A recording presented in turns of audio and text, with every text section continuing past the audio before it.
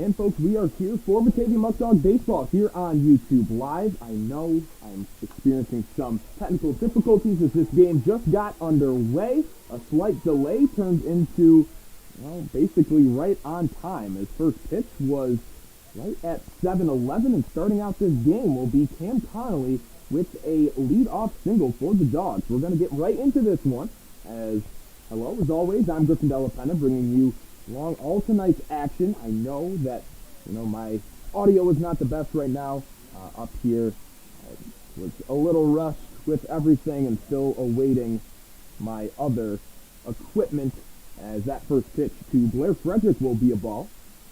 These two teams battling out yet again. These two teams have continued their almost, I would say, rivalry at this point in time. Both the season series is sitting at 3-3, with the Pioneers winning the last two games against the Muckdogs. We'll see how Batavia can respond. That one fouled back by Frederick.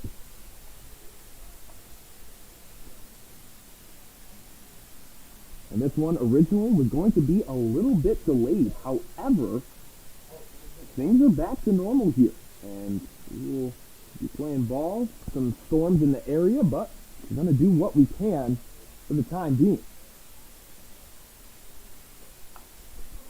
That one's chopped down third base, and they're going to let it roll. And smart play by Elmira, as that one was actually trending back towards third base as well. Smart play by Elmira to not pick that one up while it was still trending fair, as well as when it was kind of veering back to third.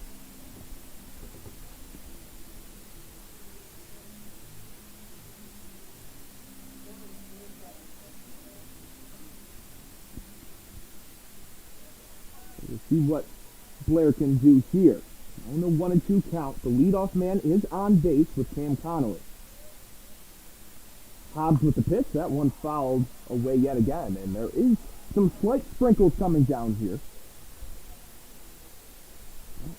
Not too bad. In Elmira, this is our fourth trip here, and every single time we've had some interesting weather up to this point. That one back in time is Cam Connolly.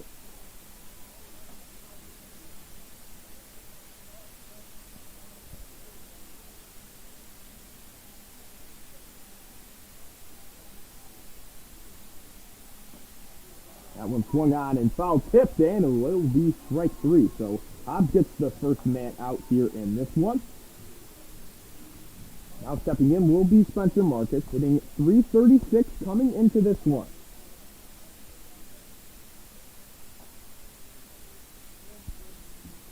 Hobbs gets a big first out. This is the first time we're seeing him in action on the 2021 season. For Hobbs, one start, 5 innings pitched, as that one's hit on the ground out to Montgomery. Montgomery flips for one and gets it to there for the second out, as that is an inning-ending 6-4-3 double play. Will give Hobbs a better introduction going into the second inning. However, in the bottom of the first inning, we are going to see George Osborne's second start of the season. He was red hot against Jamestown. I'm going to try to figure out a little bit more about my technical issues here, and we will be back here on YouTube Live in just a minute.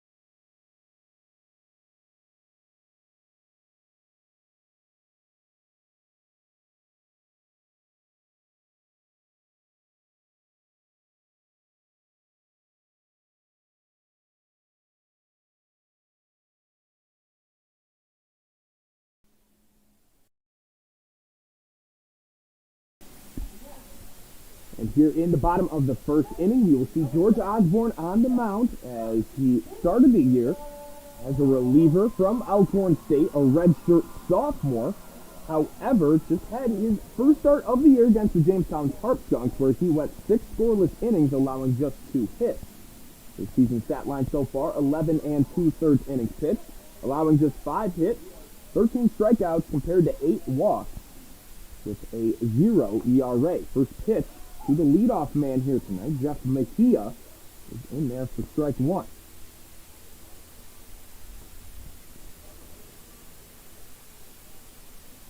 Osborne, the left-hander, he found his groove here, and he's a dog when he's on the mound. He loves getting the rock in his hand and going out there and trying to help his team win.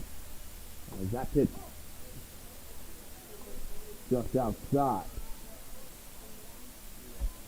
You kind of see the rain starting to come down just a little bit more here in Elmira, so it'll be interesting to see what happens as this game progresses. The 2-1 bounces to the plate, makes it 3-1.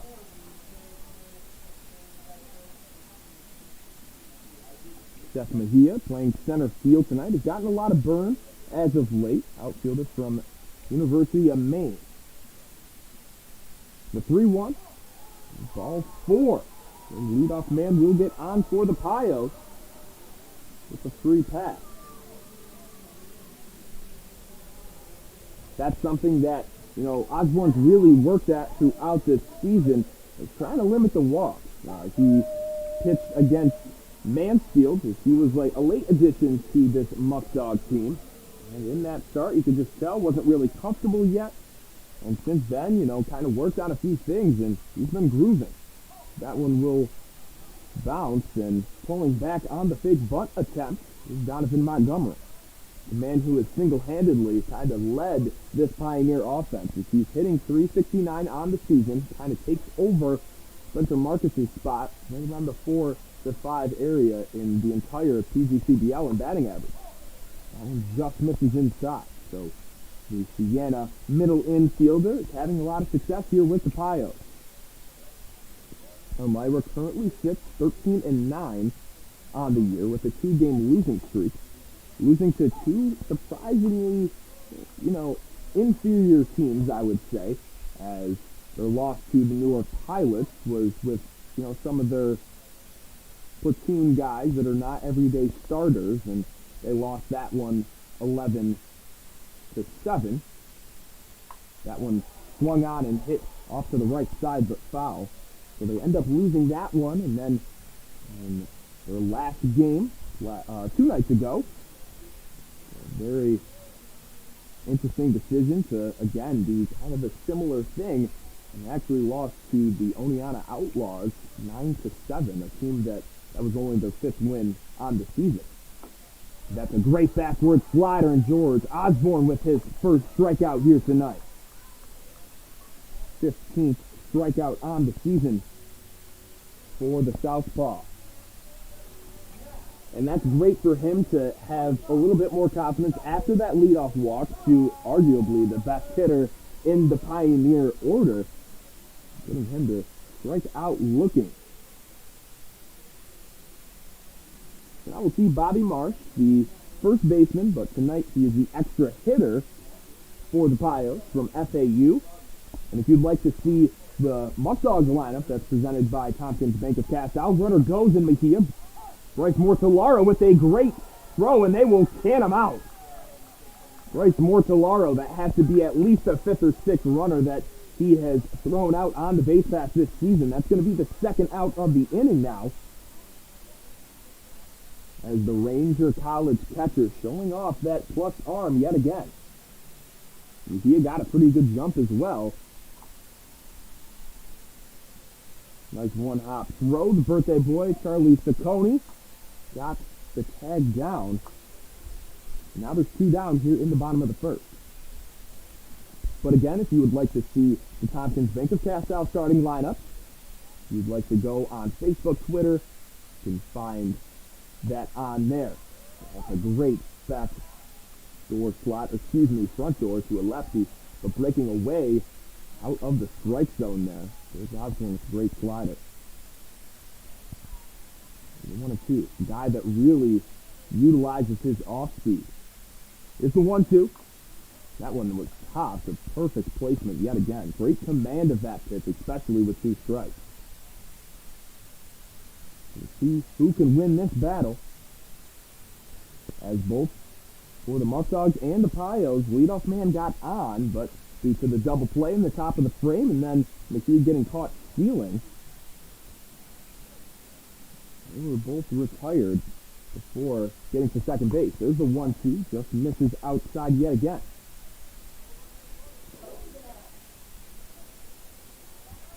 But again, a great position here for the Muckdogs to get back in the win column, as now they sit 10-13 on the year. That's 6 games back from the number 1 seed Jamestown Tarp Skunks. Just 1 game back of 3rd place now, as Geneva lost 2 straight games in the past 2 days. Now sit at 11-12. And that pitch also will not be tempted at by Bobby Marsh. Marsh with a team high .413 batting average currently.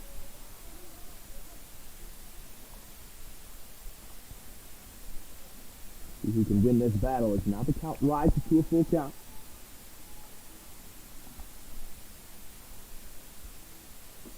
That one swung on and missed, and George Osborne, the great top of the 1st inning, striking out 2 Elmira Pioneers in the 1st frame of the game. We will head to the top of the 2nd inning, gives the man on the mound for Elmira, Carson Hobbs, a little bit better of an introduction, as he got the double play ball that ended the inning. 1 inning in the books. The score is still 0-0 here on YouTube Live.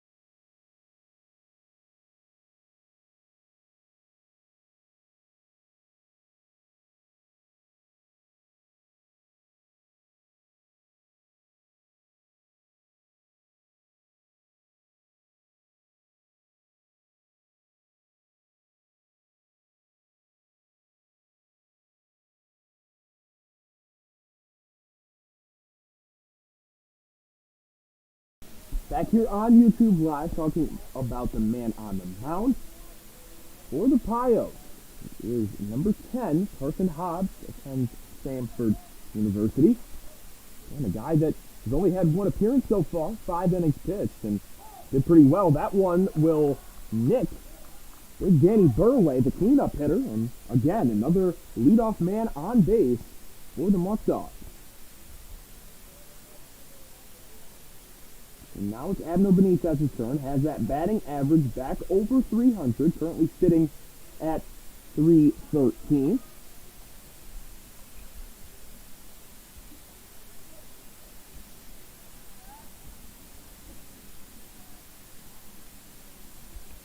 That one big swing and a miss there.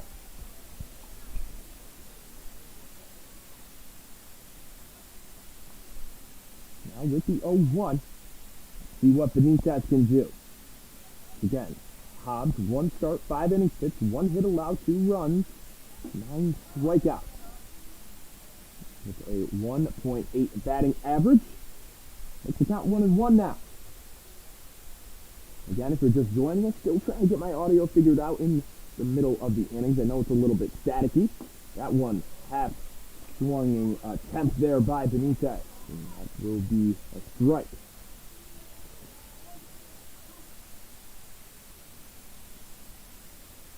The 1-2 count now. Let's see what Benitez can do. Really change that 2-strike approach A lot more of a complete hitter. Not just trying to pull the ball down to the right side, something that, he had a lot of success with early on, but now trying to utilize the left side of the field.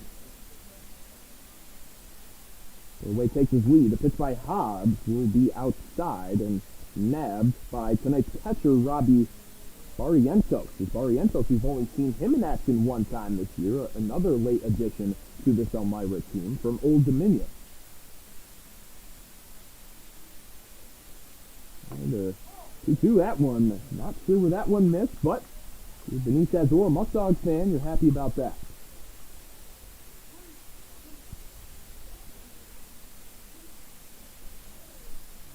And another full count.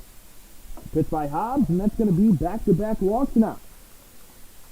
Again, in that first start, his only start of the year, did have 5 walks in 5 innings. So a guy that, is accustomed to giving up the free pass. Now it's Jerry Reinhardt's turn. Been a guy that has consistently found runners on base when he's up to bat. Now with 2 outs here, not a lot has to change here for Reinhardt. A guy that does like to hit the ball the other way as it is, and with that being the case, try to score Danny Burroway. But we also will see if Reinhardt will be told to put down the bunt. Then with 2 men in scoring position and only 1 out, we see the birthday boy, Charlie Ciccone, and Trevor Dean, who are both hovering right around 300. And Skip Martinez told me today wants to just kind of even out the lineup a little bit. Felt like he was a little top-heavy. Reinhardt, again, pulls back and smartly does, as now the count rises to 2-0.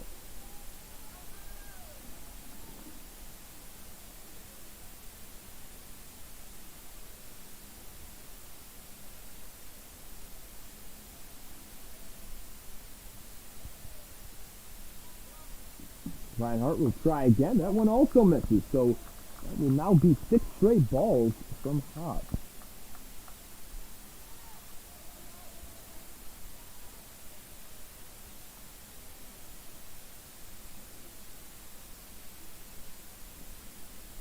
Hobbs now in the stretch, the 3-0. Reinhardt's just going to take this one, and that one plunks him on the 3-0. So now 3 straight walks leads to no outs. And a great position for Charlie Ciccone here.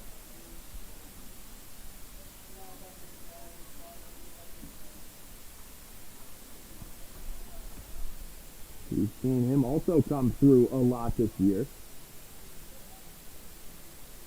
Had 2 at-bats in their last game against the Power on Monday. However, a guy that consistently produced in these types of situations. During this time, we'd like to thank some of our sponsors: Tompkins Bank of Castile, United Memorial Medical Center, New York 529 College Savings, Restore, Davy Downs Gaming, Picarella's Pizza, Alice's Place, Eli Fish Brewing Company, and Noah Hoy Chiropractic. We thank you for all that you do to keep baseball here in Batavia for hopefully many years to come. Yet again, a little more on the county. He's celebrating his birthday here today.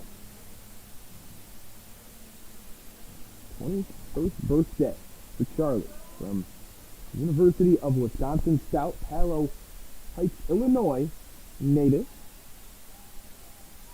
Here's the first pitch to him. That one puts the outside corner.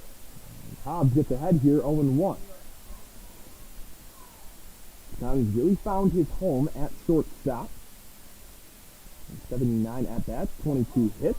That one misses. 22 hits, 4 doubles, leads the PGCBL in triples with 3. 10 RBIs as he's kind of been hovering around the 2-hole as of late. Bumped down a little bit here for a situation just like this. That one bounces way in front of the plate, and thinking about going was Burroway at third. Smartly will just get back. Hobbs wants a new ball. Will be granted that wish. And Ciccone with 7 extra base hits already on the year. 7 walks. Let's see if he can add to that RBI total that currently sits right at 10.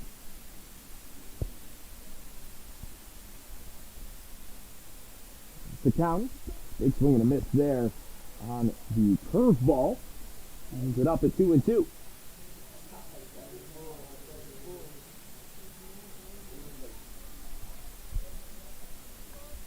So with the corners in and the bases loaded, nobody out here in the top of the second inning. This is the 2-2 from Hobbs. That one swung on and hit foul. So staying alive is the Muckdog shortstop.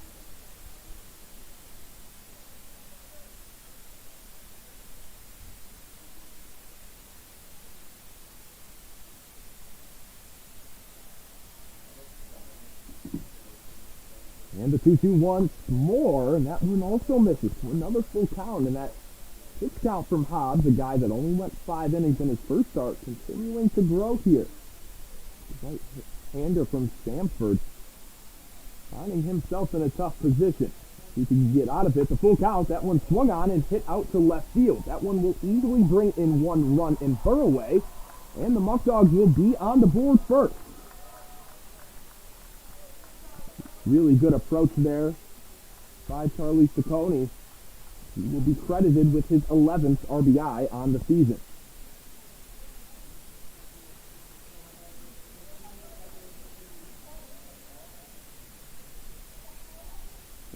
One hit, 1 run for the Dogs so far in this one.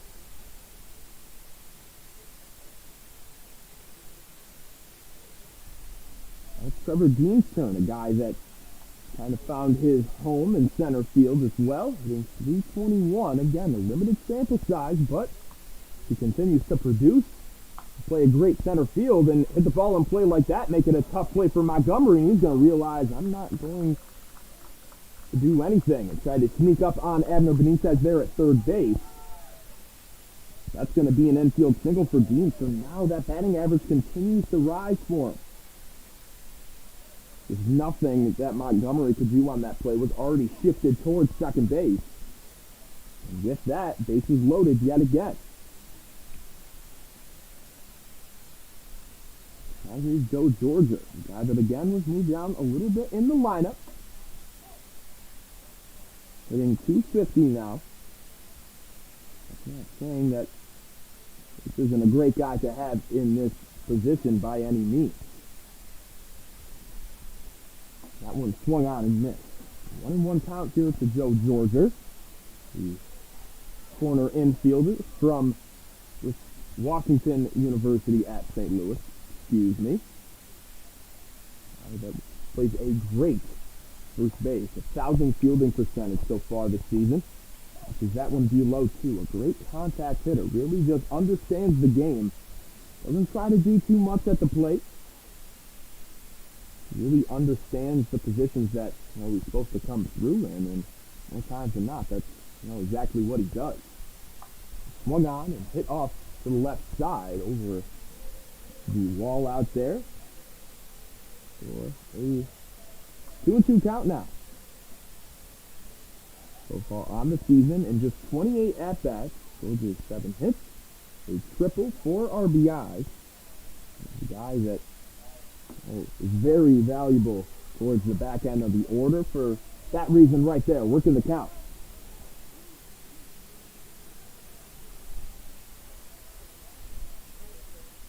Now here is Georgia. Another full count from Hobbs and the pitch.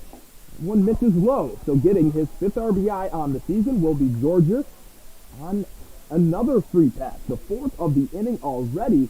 If you're Elmira, I don't know if you're kind of pressing here or not.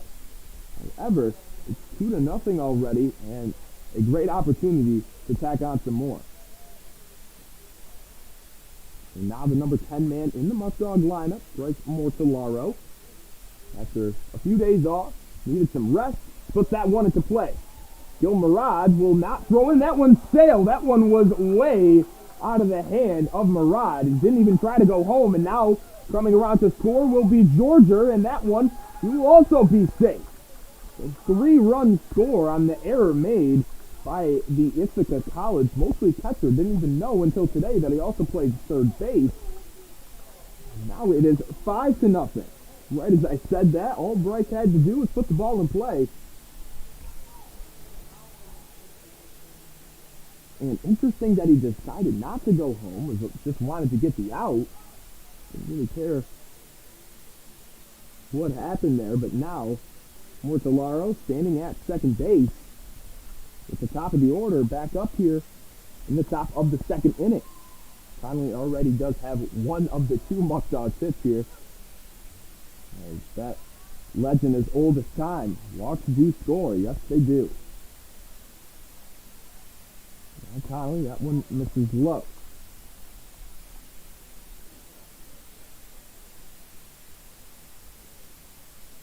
After Georgia does a great job grinding away at that at-bat. Rewarded with a walk, and then first pitch Bryce Mortellaro sees. He's going to reach. One big swing and a miss there by Cam Connolly. I feel like as of late, this Muckdog team, especially with the bats, has been pressing a little bit. Now with already a 5-0 lead, kind of ensures that you do the opposite. You can play a lot more freely. That one's hit off the right side and foul ground, and Mortellaro is going to stay stationary at second base.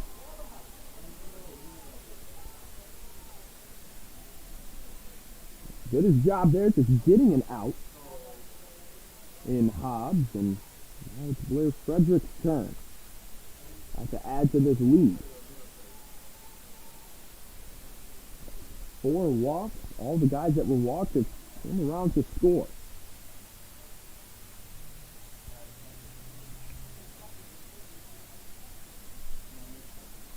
And one by Hobbs. Also misses low.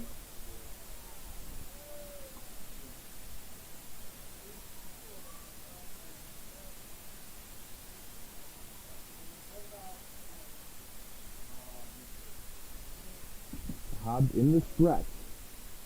Given up 5 runs this entire year, only pitched 5 innings this entire year. Now he's given up 5 runs in this inning alone. Count rises to 2-0. To the outfielder slash left-handed pitcher, Blair Frederick.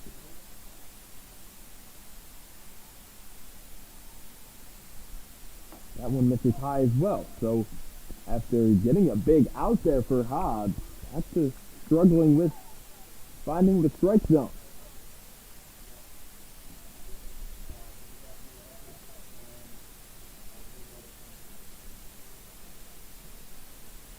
Now in the 3-0, pitched by Hobbs will also be high. So the 5th walk here in the second inning alone. Muckdogs are about to bat around depending on what happens here with Spencer Marcus. Absolutely crazy way to start off a game here.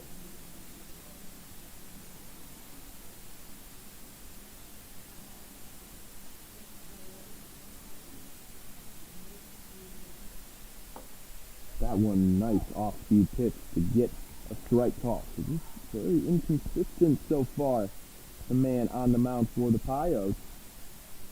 Guess we'll just see when they make that call to the bullpen. They're still trying to add on a few more. Big swing and miss there by Spencer Marcus. Past few games, he's struggled a little bit with the strikeout.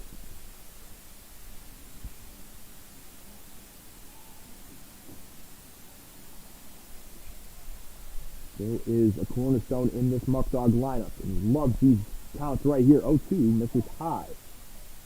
A great job working the counts, as always.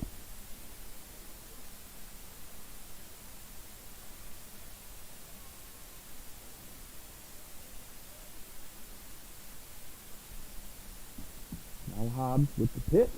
And half swing there by Marcus, upset with himself as he will walk back to the dugout. However, here in the top of the second inning, Batavia does their job, tacking on 5 runs to take the early lead in this one. Now it's to George Osborne. It's his job is to just keep this 5-run deficit. We'll be back here in the bottom half of the second inning, here on YouTube Live in just a minute.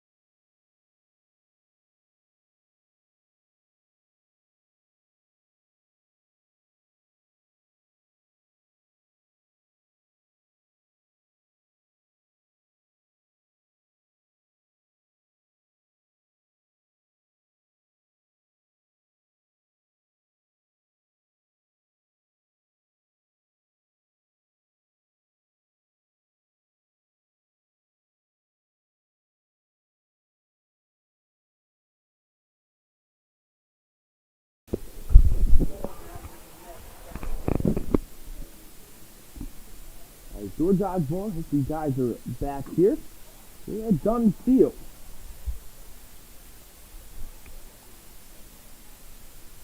A little bit of technical issues here in the ballpark, but the Muckdogs do have a 5-0 lead early here in this one. It's Osborne back on the mound facing tonight's DH Ben Shore. Shore puts that ball in play. So he's Saccone with the strong throw, and he will get the first out here in the bottom of the second inning. So if you're just joining us here on YouTube Live, I'd be pretty happy if you're Batavia doing their job as they're getting on base and didn't really have to use the bat too much, but in the process, also with a Murad error that scores 3 runs because of it. Well, big in this one.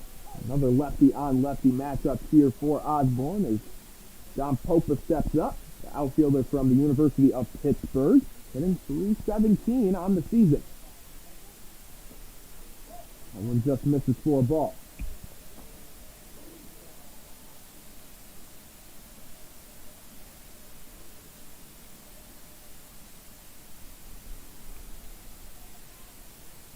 Getting the sign is George Osborne. That pitch is yanked foul. Hit hard. Hopefully everybody's okay.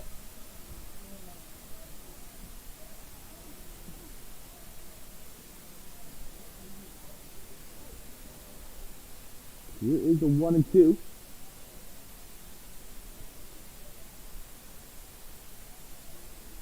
That one a great changeup. Oh, that one got all of the plate. Must have just been a little bit high.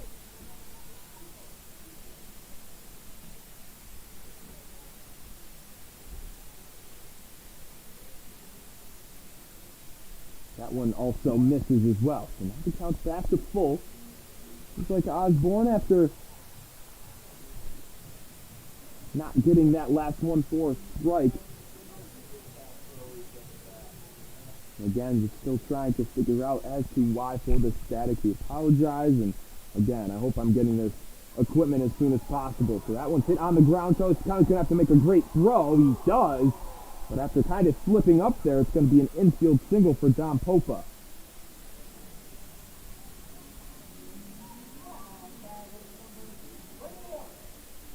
Elmira is on the board in the hit column.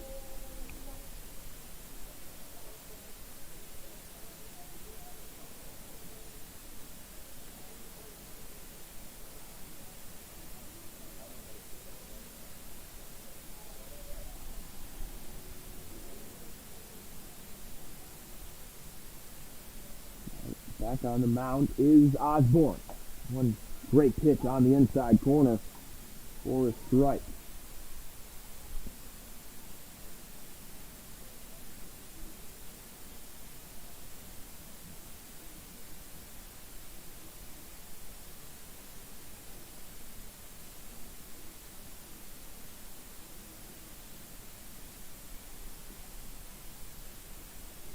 Osborne back in the stretch. And then 0-1 count. Here's to Chris Erickson. That one hit hard, and that's going to also get through, and that's into the outfield. And Benitez gloves it, and back-to-back hits now for the Pios.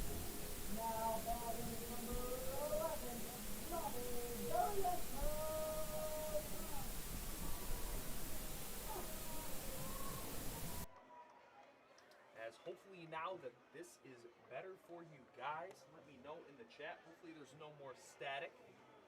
I think I found issue to those problems.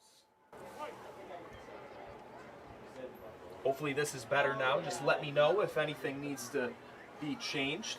That one gets over the head of Bryce Mortellaro, and just due to the big backstop here, it's going to get all the way to the wall. 2 men in scoring position, so just like that, a little more momentum here for Elmira. So now let's see what they can do, if they can build on it as well. That's something that Batavia did. They really just took the mistakes that the Pioneers were making and made full use out of it. One also just misses on the outer third. So back-to-back hits by Don Popa and Chris Erickson with one out in the inning. That'll be Barrientos here. One misses high as well. So now 3-0. Osborne still kind of rushing himself here. By no means does he just have to get back on the mound and throw. He can just take a second, breathe what he's doing now, getting the sign. Hopefully that'll be much better for him. That one will be ball 4. So now the bases will be loaded. Very similar situation that the Muckdogs just found themselves in. And something else that I've said time and time again, that this Muckdog pitching staff feels like every time the bats get alive earlier in the ball game, it seems like those pitchers just give it right back. That's something that they have to build on and continue to hold that momentum for the rest of the ball game. So now that one's hit hard by Gilmarad. They'll turn for 1, and they will get the out for 2, and George Osborne's hyped up on the mound. As with bases loaded and 1 out, the Muckdogs get an inning-ending double play. Nice turn there for Charlie Ciccone. Cam Connolly, Joe Georger finishes it off. As Muckdogs are alive here as they still hold the Pioneers scoreless. And again, hopefully my audio is much better. Again, I apologize for that. It was a little rushed. We thought we were going to have a longer delay. However, everything's fine, and we're going to have a great 7 innings of action here at Dunn Field. So with that being said, you're on YouTube Live with more Batavia Muckdog coverage. We'll be back in just a second.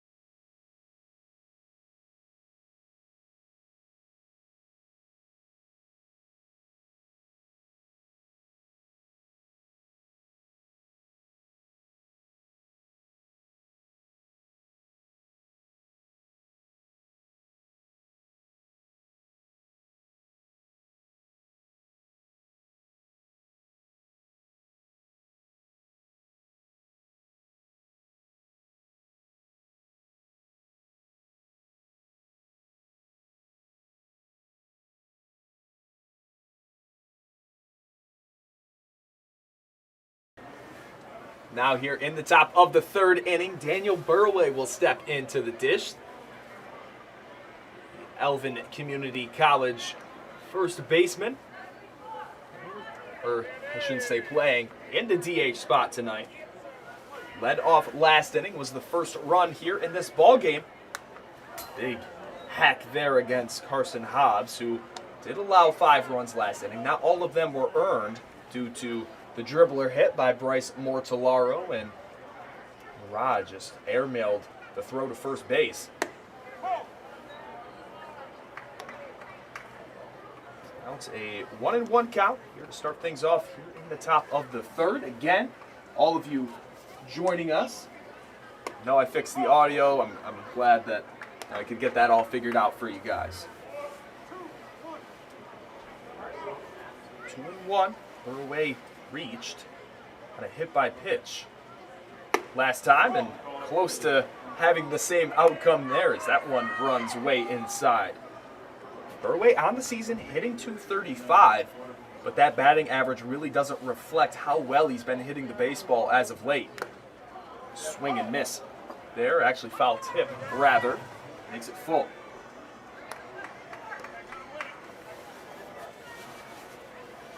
Burway finds himself in a 3-2 count. Hobbs has been very accustomed to these situations so far today. The payoff, that one up there towards my right, and I've said it in the 3 other times that I've been here. I feel that at some point there's going to be a foul ball hit right back up to me. And I'm very excited for that to happen. That one will be ball 4, and another leadoff walk for the Dogs. Now stepping in will be tonight's actually left fielder. When I posted the lineup earlier on Facebook as well as Twitter, Blair Frederick was going to be in left, still dealing with some arm discomfort, so the man actually in left field is Abner Benitez.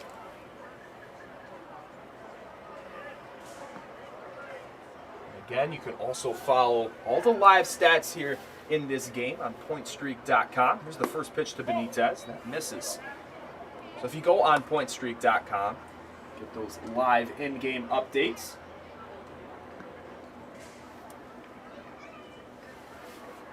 Here's Benitez with the 1-0. Taking his lead is Burway. Big hack there by the power-hitting left-hander from Alabama State in Benitez.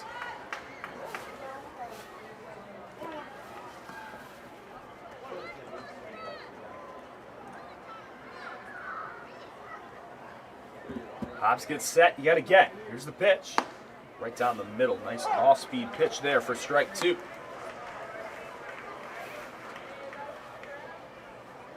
Benitez again has just had a resurgence back at the plate after the numbers dipped a little bit. You could tell he was a little frustrated with it. That one's popped up into shallow right field. Don Popa will get the first out. Here again, just joining us, more action at Dunn Field. The Muckdogs getting very used to this place, kind of becoming their second home, as this is already our 4th trip to Elmira, just about a 2-hour bus ride. These two teams, both owned by the Muckdogs owner, Robbie Nichols of Can USA Sports.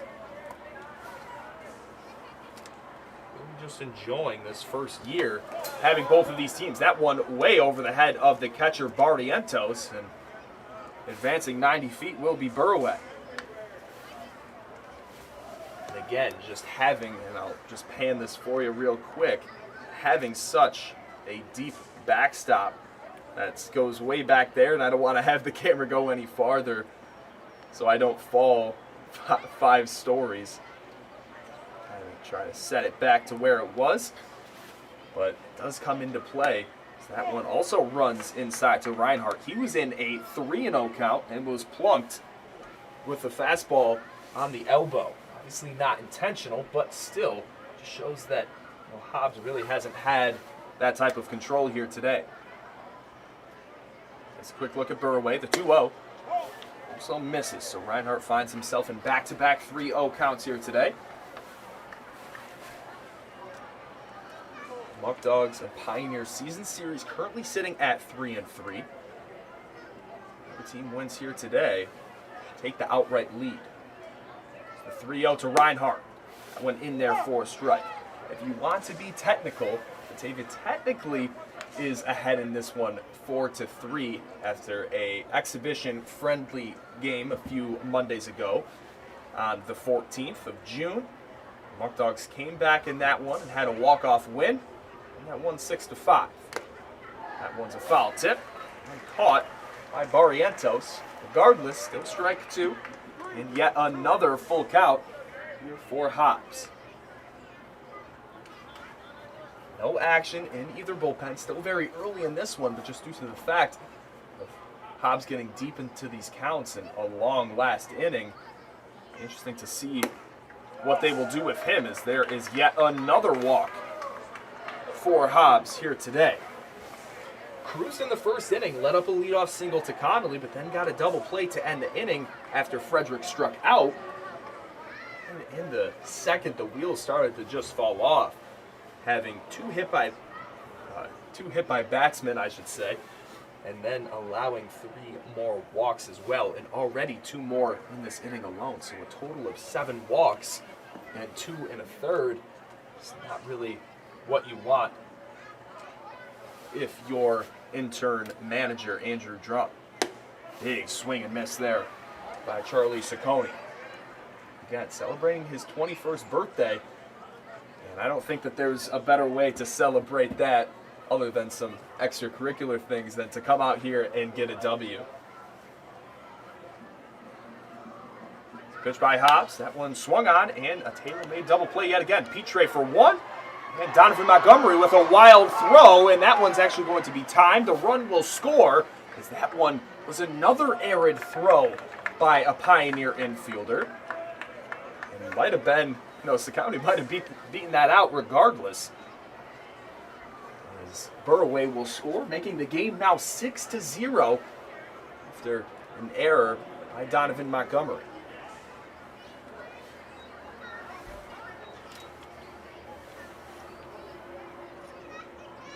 So Reinhardt will be out at second base, making it 2 outs.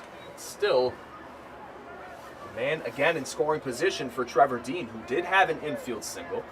So the Muckdogs have 6 runs on just 2 hits by Connolly and the man at the plate, Trevor Dean.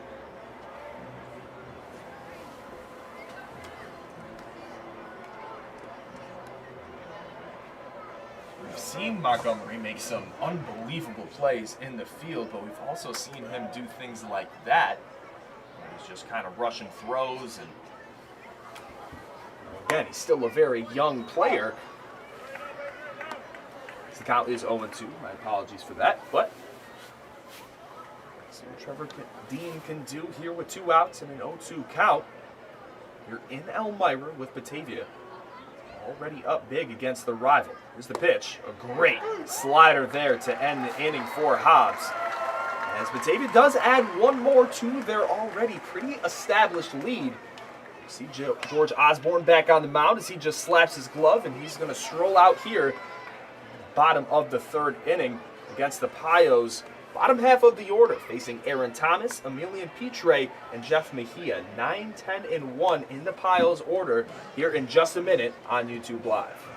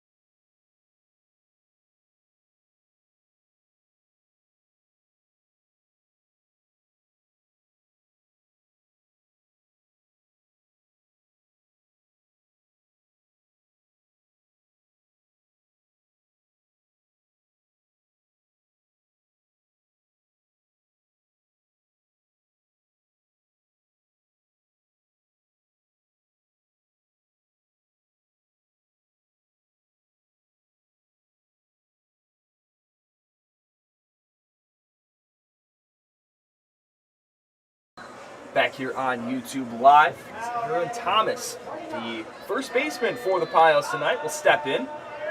Struggling at the plate since the last time we saw him, hitting 128 right now from Wolford College. A utility guy. We've seen him play some left field, right field, also at first base. So a guy that when manager Andrew Drum wants to put him in the lineup, he'll go just about anywhere. It's the first pitch snagged by Mortellaro to start out the bottom of the frame. Batavia again adding 5 runs in the 2nd inning off just 1 hit. error brought in 3 runs. A half-hearted swing there. Little sword action there by Thomas. Again, Osborne will be facing the man up right now, Aaron Thomas. Emilian Pitre, a Canadian second baseman that has been looked at in this upcoming draft as a possible guy getting drafted out of high school.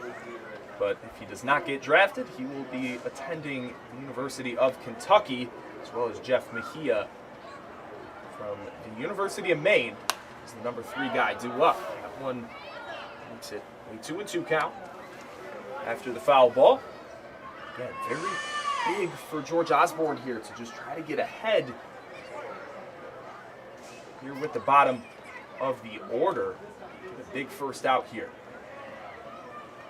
Osborne with the pitch, the 2-2 swung on and missed, and another strikeout here for Osborne. The southpaw has been looking at other schools as he is in the transfer portal, and with an off-speed pitch like that, every school in the country should be looking for a guy like that. Already with his 3rd strikeout here tonight. Now the man I was just alluding to that's getting some draft attention, Emilian Pitre. Talking to some of the Pioneers guys up here in the press box.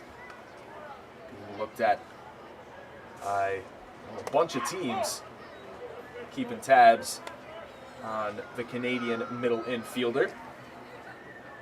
At the plate, still kind of struggling a little bit. 146, again, limited sample size just due to how much talent they have on this Pioneer roster. Now he does have a lot of a bigger sample size now. 41 at-bats, 6 hits, scored 4 runs, 1 double with 6 RBIs.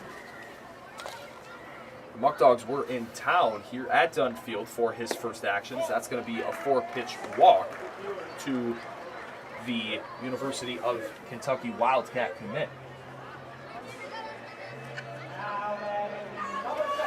So as Mejia steps in, again with Pitre, a guy that had one of the only hits early on for the Pios against the Dogs, who ended up winning that night. Stole a base and then later scored a run. That was his first time up to bat, and that's when I knew that this guy is obviously very, very talented. The guy that's talented, the man up now, the center fielder in Mejia. So that will be 5 straight balls by George Osborne. Does kind of get into grooves sometimes when I feel like he just gets a little too amped up on the mound. It just kind of has to just take a second to calm his emotions. And again, that's not a bad thing because he just cares so much and he's such a competitor. But once he cools down, he throws a pitch like that, he's back to work. Sometimes as a pitcher, it's all it takes is just one good pitch that feels good out of the hand. Kind of freezes the man at bat. It's a great feeling. Osborne delivers home with a 1-1. A beautiful slider on the outside part of the plate. He has really had that pitch working for him today against lefties on the outside part of the plate. And then the backdoor slider against righties as well. Takes a few looks at Pitre. He's just going to step off. Mejia was a leadoff walk, but then was caught stealing by Bryce Mortellaro. That pitch, just a little outside. Nice frame there by Bryce behind the plate.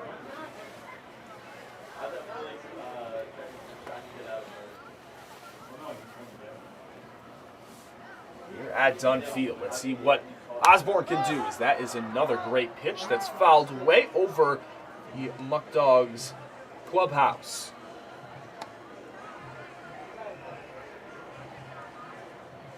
Try the 2-2 one more time. Osborne still having a 0 on the scoreboard for the Muckdogs against a team that is second in the Western Division.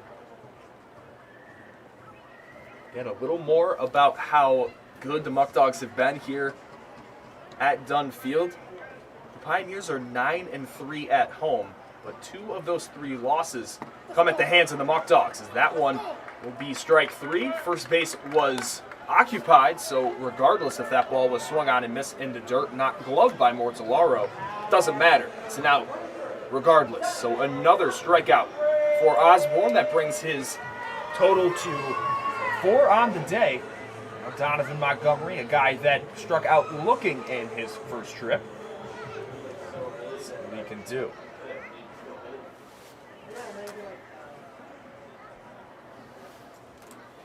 One by Osborne, fouled off to my right at legendary Dunn Field. Stadium that was a multi-purpose facility, actually hosted the first ever football game under the lights here in North America, which is a pretty cool thing for this smaller town. And a lot has changed here at this ballpark as it opened in 1939. Seen the likes of Babe Ruth be a coach when they were affiliated with the Brooklyn Dodgers here in Elmira. Seen a lot of great players as well. That one's hit hard. Charlie Sakowny with a great play. He'll flip, and he gets the out. Cam Connolly makes an athletic adjustment in the air, comes down, lands on second base that you can barely see out there with a pile of dirt on it. But doesn't matter because the inning is now in the books. Batavia still up 6-0. Osborne adds on 2 more strikeouts to his daily total. And the Muckdogs are grooving here with a third of this game complete now. 2 up first for the Muckdogs will be Joe Georgia, Bryce Mortellaro, and Cam Connolly. But before I go, I will thank one of our sponsors here tonight, Batavia Downs Gaming. Batavia Downs Gaming and Hotel features, excuse me, trying to find my notes here. Batavia Downs Gaming and Hotel features the hottest summer concerts this year with the Rockin' the Downs Summer Concert Series. You can find tickets for those concerts at BataviaDownsConcerts.com, as well as going to some of the restaurants, Fortune's Italian Steakhouse, and 34 Rush at the Downs. A great place to be, especially at this time of year with all their festivities and things that are going on. So if you're in town this upcoming weekend for Parents Weekend, it's definitely one of the best places I would recommend is Batavia Downs. We'll take a quick break as Carson Hobbs is still getting warmed up here for the 4th inning. And again, it'll be Georgia, Mortellaro, and Cam Connolly, the first men up.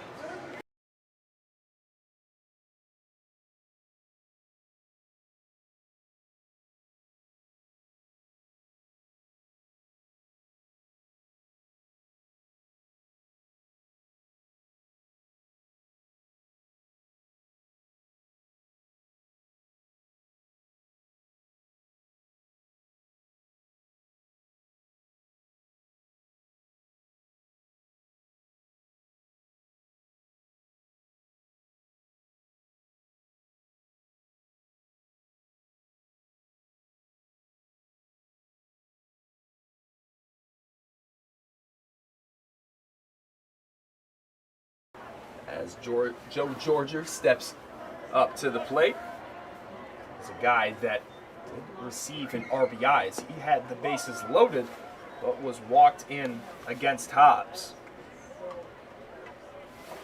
Again, after him, the man that's on deck, Bryce Mortellaro, just put the ball in play with the bases loaded after they were up 2-0. Gil Murad charges on it, and instead of trying to get the out at home, which was a force out due to it being bases loaded, decides to make a off-balance throw to first base. The throw was way high and would score 3 runs as it did not go out of play, just due to kind of the quirky dimensions here and some of the higher walls and just how much space there is down the foul lines. Ended up scoring 3 runs to make it a 5-0 ball game. In the last inning, Batavia did tack on 1 more, as Daniel Burroway was the leadoff man in back-to-back innings and scored after being walked both times. That one's hit on the ground, and that one's easily going to get through. Joe Georgia with a hard hit leadoff single through the right side.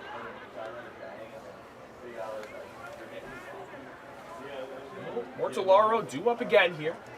The catcher had a few off days just due to the fact that he was catching basically every single day. That's extremely taxing on your body as a former catcher.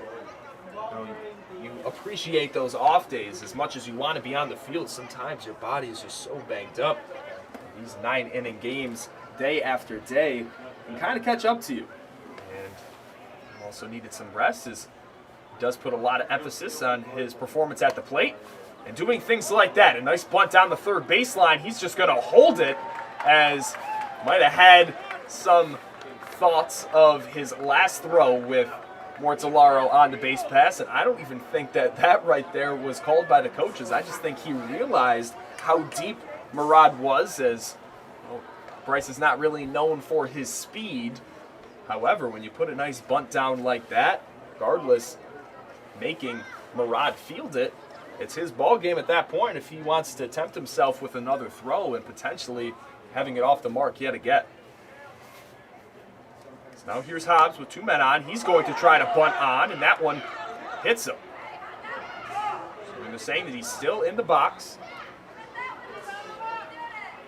Some people, the fans here at Elmira, are saying that he was out of the box. And if he was out of the box and the ball hit him, he technically would be out, but home plate umpire thought otherwise. Back-to-back singles now for the Dogs, as they only had 2 hits coming into this inning, which is something that you never really see with 6 runs on the board. Just shows the occurrences of a high walk rate by Hobbs, and those 2 errors also affecting the Pios. And there's a big swing and a miss there by Conley. He's 1 for 2 tonight. A leadoff single right when I pressed play here, as it looked like we were going to have a delay. The tarp was on the field. They take the tarp off, and it just started the game. We didn't really know what was going up here in the press box. Check swing. They're going to say that he goes, and Tim Connolly will be called out on strikes for the first out. The best at bat, right there by Connolly. We expect him always wowing us with the offensive display that we see him have, and I believe he might have just broke some lumber there in frustration.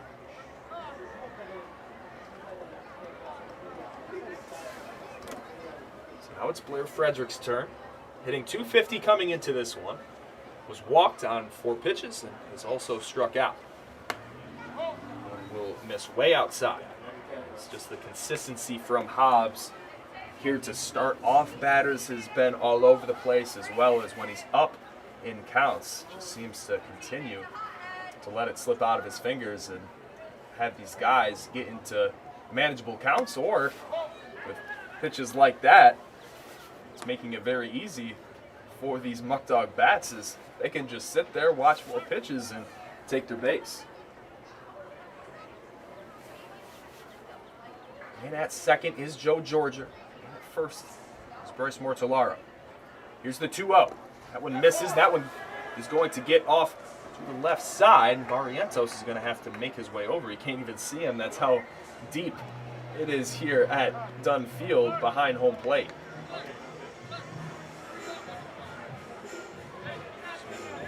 Both runners will advance. Makes it 3-0. The count, that is. 6-0 ball game here in the top of the 4th. Threatening yet again are the Muckdogs. George Osborne on the mound, throwing the way that he is. This is a steep hill to climb for the Pios, as their infield is in. 3-0 is in there for a strike. Again, I know it's a little tough for you guys. Batavia wearing their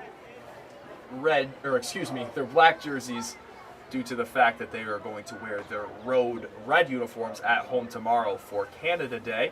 And Elmira wearing those navy home jerseys. He's in there for strike 2. So Hobbs now coming back. In the at bat was 3-0, now 3-2. It's another full count. We've seen at least 7 or 8 of these today for Hobbs. And the payoff, swung on, hit out towards deep center field. Chasing back after it. It's the man in center, Mejia. Thinking about it was Mortellaro, and he will stay stationary at second as well. Nice at bat there for the left, well, now extra hitter tonight. Frederick has done a great job at both sides of the plate so far this season. Really looking for Blair to get back on the mound as well. As I talked to him for a little bit before we got on the bus, and he was saying, Griff, it is feeling much better. However, I just don't want to rush it too soon. So still feeling some discomfort. He said probably by Monday, that's when we'll see the left-hander from Xavier University at Louisiana back on the mound. And Spencer Marcus is 0 for 2. He's grounded out into an inning-ending double play in the first, as well as striking out. That one's yanked down the line, but just foul.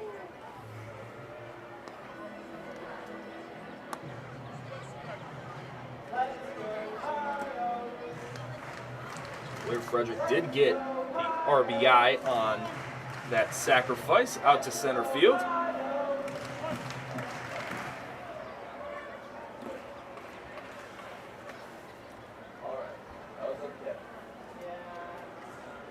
That one swung on, hit hard out to Montgomery, and he's going to catch that one in the air. Nice play by Montgomery, kind of rewarding himself and redeeming himself after that error that he had back in the third. So, taking now up 7-0 in this game. Give it back to George Osborne, as he's done a great job getting out of some jams. Got out of a bases loaded jam with the double play. Also has 4 strikeouts early in this one as well. He will take his time getting back out to the mound, and during that time, we'll take a quick break here on YouTube Live with more Batavia Muckdog baseball coverage coming at you in just a minute.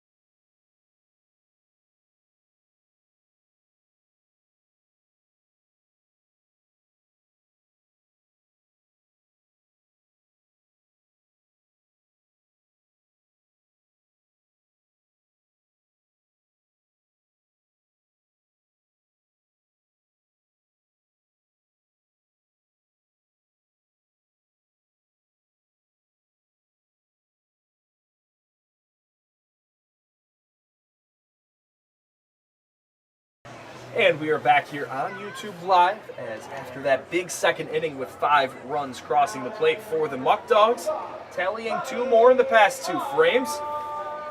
We'll see the number 3 hitter, Bobby Marsh from Florida Atlantic University. The highest batting average for the Pios so far this season at .413. Did strike out to end the first inning against George Osborne, the former Elkhorn State left-hander. I was going to say southpaw. That one, a great pitch on the inside corner. He's currently in the transfer portal. He's been getting tons of Division I offers.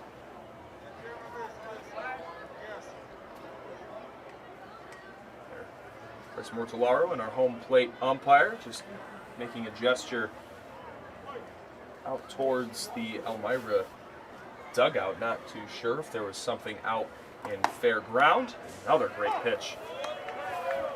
As Osborne on the mound, I'm not too sure if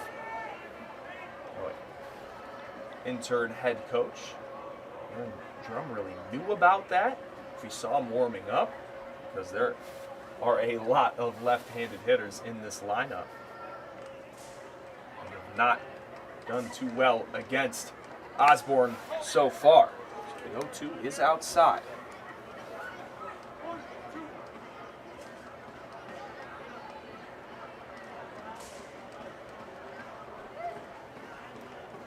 Osborne will get the sign from Mortellaro. Try it yet again. The 1-2 fouled away. Very interesting netting here as well at Elmira. It doesn't go all the way towards the dugouts due to them being so far down the baseline. The netting really only goes for a little bit behind home plate. So some of these fans that are in the front row and right at field level, some of these scorching foul balls just come right back at them. And I always get a little nervous when I hear a hard noise. Is Osborne with another strikeout. This one to start off the bottom of the 4th inning as he retires Bobby Marsh for the 2nd time today with a strikeout. Ben Shore, the Auburn catcher, tonight's designated hitter. Due up here, the 246 in his last game against the Dogs. Had a great performance, 3 hits, 3 RBIs. But he hasn't done a whole lot against other teams. He's just kind of been the Muckdog killer. Just misses the outside corner.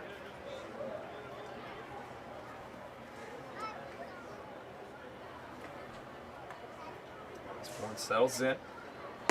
That's a changeup, just missing high. A little more of your week ahead here with the Muckdogs. We'll be back home tomorrow at Dwyer Stadium on Canada Day. Reached out to some connections that I had, and actually having the Buffalo Sabres anthem singer, Doug Allen. He'll be in attendance tomorrow for Canada Day. Again, the Muckdogs are going to wear their red uniforms. In theory, everybody thought that the borders were going to be open by now, so if you do have some spare Canadian money at home, that will be accepted during the game, and there are going to be some other games and other prizes that have to do with our friends north of the border. And also misses, so Ben Shore is walked here. So with 1 out in the inning, Elmira will have another person on. Thinking of Auburn due to the fact that Ben Shore attends Auburn. Popa now, seen him a lot as the leadoff man for the Pios. Moved down to 5th in the order here in this one. Does have a single, the first hit of the day for Elmira. 333 batting average now. That one curveball way outside. Tomorrow with Canada Day. Talked about some of those festivities. Then on the road on Friday, July 2nd in Newark for a home-and-home series with the Pilots. So far this season, Batavia is 2-0 against Newark. So trying to build off that as teams lower than them in the Western Division standings are almost must-wins at this point if they want to catch Jamestown and the team they're playing right now, Elmira, in the standings. A great slider there.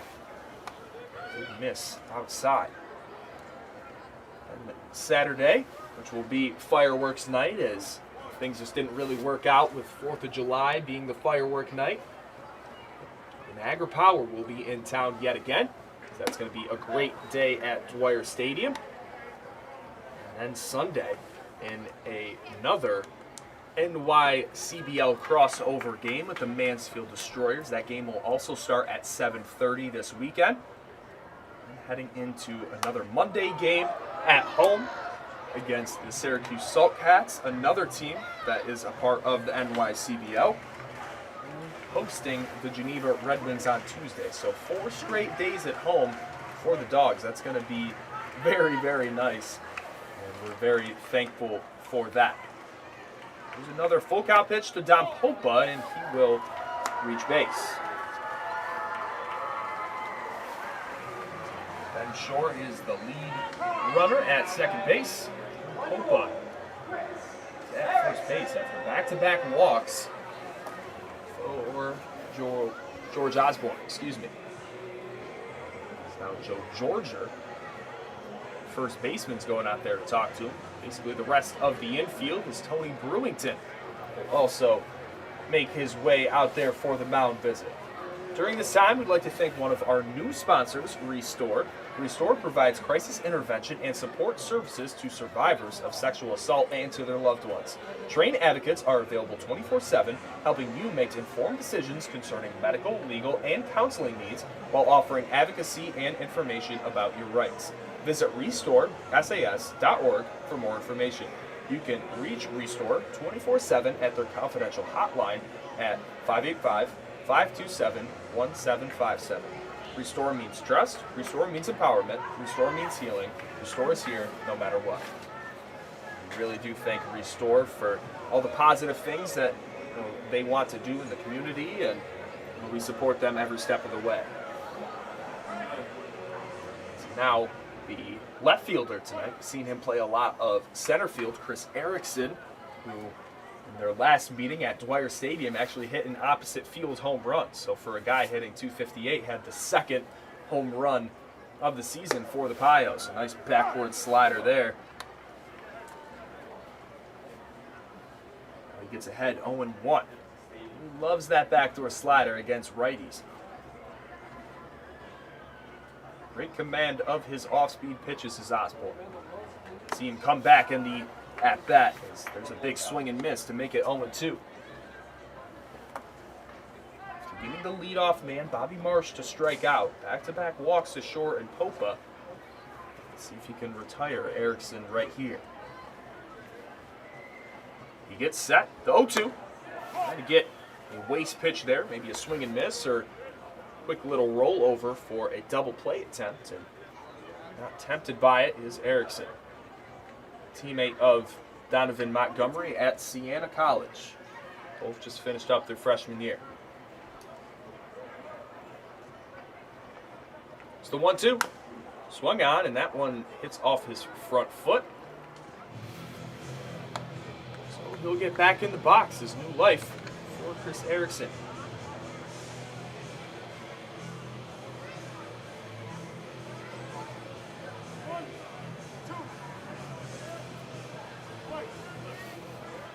Osborne takes a look at short second base. Still in a 1-2 count. Trying to get out of the inning unscathed as Elmira still looking for their first run in this one. Here's the 1-2. And misses low.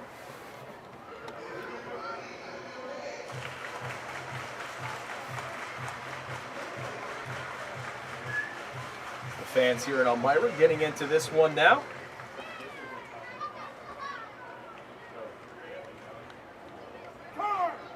Time is called by Erickson in the box. We'll wait again for the 2-2.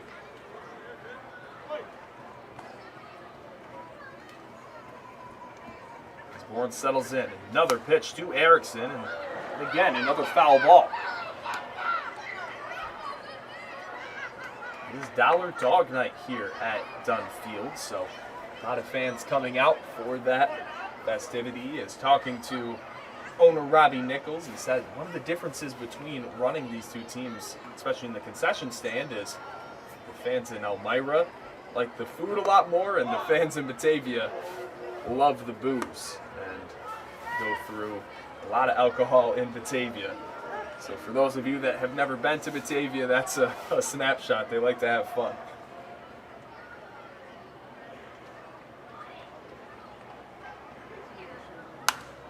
One swung on and it foul yet again. So Erickson really fighting here. All that he can. Try to get on base.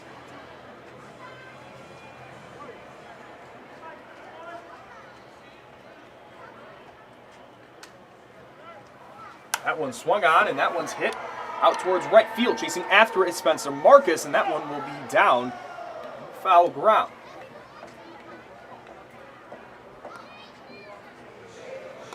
Try another full count. This at bat is over a Baker's dozen now.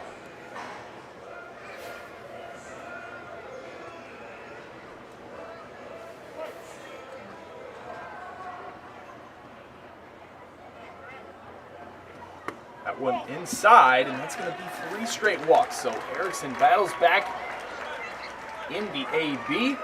Is rewarded with the walk. Nobody up in the Muckdogs pen is up to this point.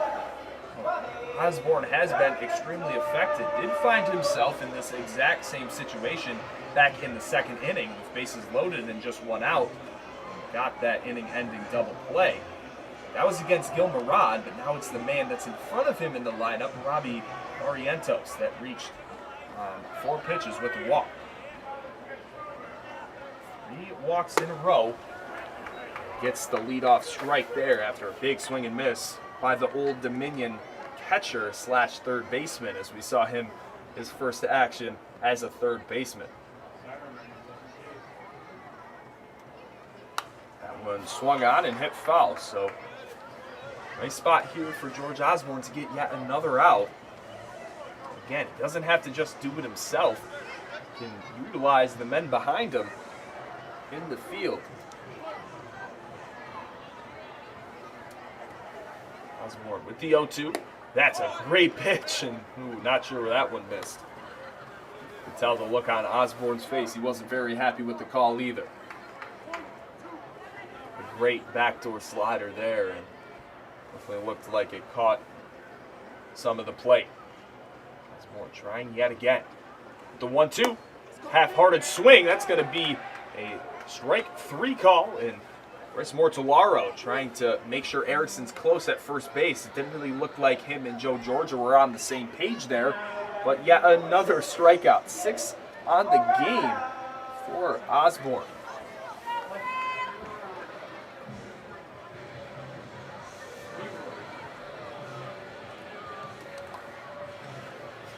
Elmira, going at bat, rounded out into a double play on the first pitch. There is backdoor slider, now getting the strike call that he was wanting to have.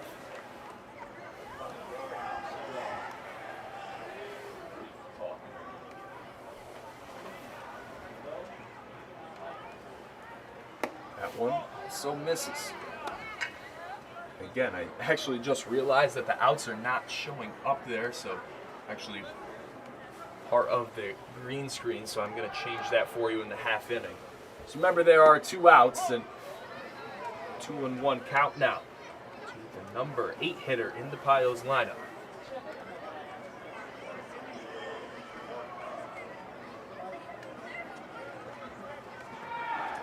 That one way high.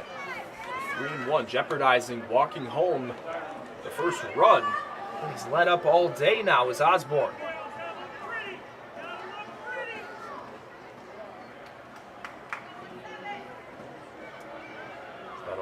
Much easier for you to see now. So 2 outs, cut on and hit foul. So we'll have a full count with 2 outs, men all on the pop here in the bottom of the 4th inning.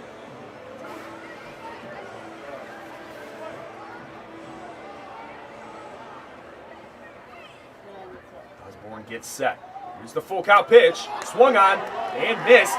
Bryce Mortellaro has to try to glove it now in the first run of the ballgame. Will score after the strikeout. So this game gets even weirder.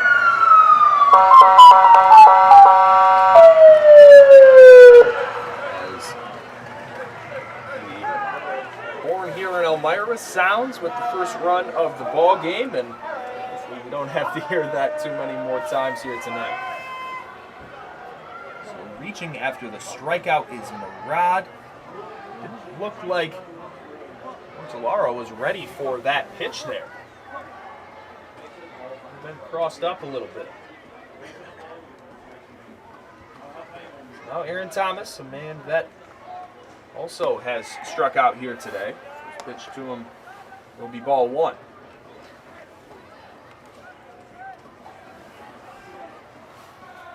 Reaching on the strikeout. Again, sometimes in these games, I just think to myself how never would have thought that I would have saw that. 2-0. So Osborne's just going to take a second. Him and Charlie Ciccone are going to talk quick.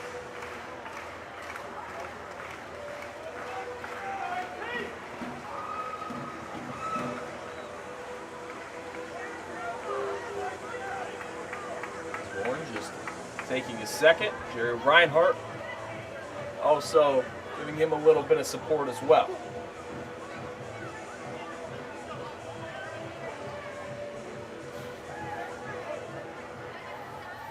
try the 2-0 to the Wolford utility man. It's in there for a strike. Nice pitch there by Osborne. 7-1 is her score, so by no means is Elmira completely out of this game. So early in it, there's another strike on the outside corner. Back-to-back great pitches for Osborne. He's now getting up just to throw a little bit. Does believe that's A.J. Winger. That one 3-2, and that's going to punch him out. That one looks low. Aaron Thomas not a fan of it. That's going to be inning over. The fans here in Elmira aren't big on the call either. But this Muckdog bench is absolutely loving it. George Osborne limiting the damage to just 1 run after walking 3 men on base in the 4th inning. So Batavia still out to a wide margin as they're up 6 runs. With the heart of their lineup coming up, as Daniel Burroway will lead off for the 3rd time here today, scoring 2 times earlier so far tonight, with Abner Benitez and Jerry Reinhart following him in the order. 4, 5, and 6 due up. We'll be back here on YouTube Live in just a few minutes.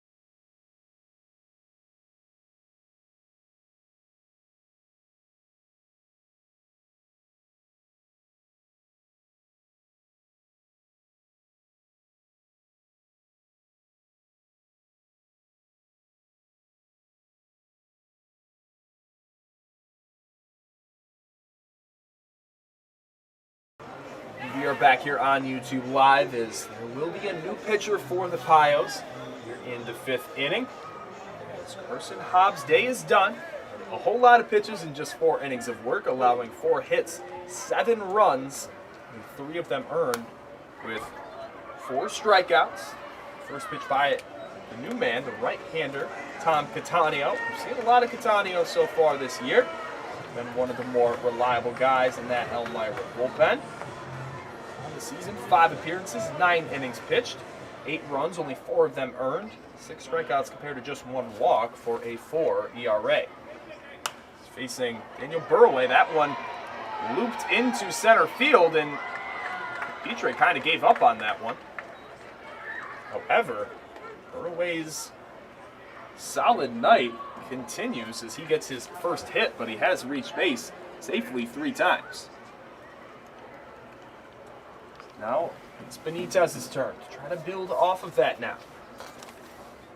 Again, as this game just gets weirder and weirder, George Osborne in the last inning had 4 strikeouts, but due to Murad swinging and missing and reaching base, that's how that occurred. Had the bases loaded, scored 1 run with Elmira, and they didn't even have a hit. So, very quirky game of baseball here at Dunfield so far. Batavia with that looping single for Burway. Just had their 5th hit of the game. Big swing and miss there by Benitez.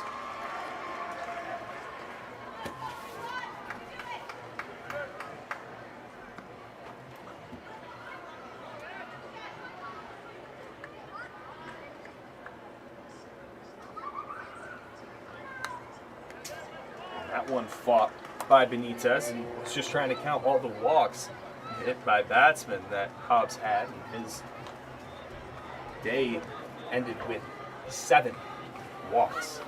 Not ideal in just 4 innings of work. 0-2 count. It's Benitez. And this is outside by Catania. It's the right-hander for the Pios, which is at North Essex Community College.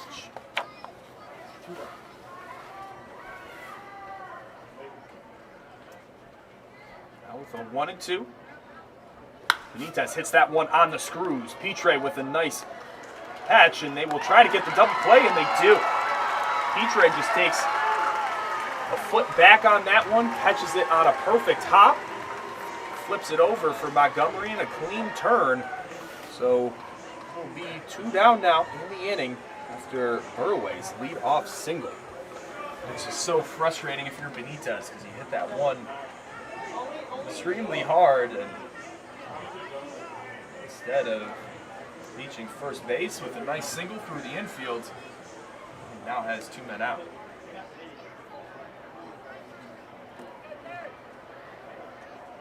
Henry Reinhardt has been walked twice today and scored a run. 1-0. Top of the 5th inning. Batavia out to a big lead so far. That one swung on and a dribbler off to the right side. Foul. Again, Batavia trying to have the lead in the season series now, 4-3. Whoever wins this one will take the outright lead. Batavia lost their last game in a heartbreaker on Monday against the Power in a much-needed off day, the first scheduled off day since their first game of the year on June 3rd.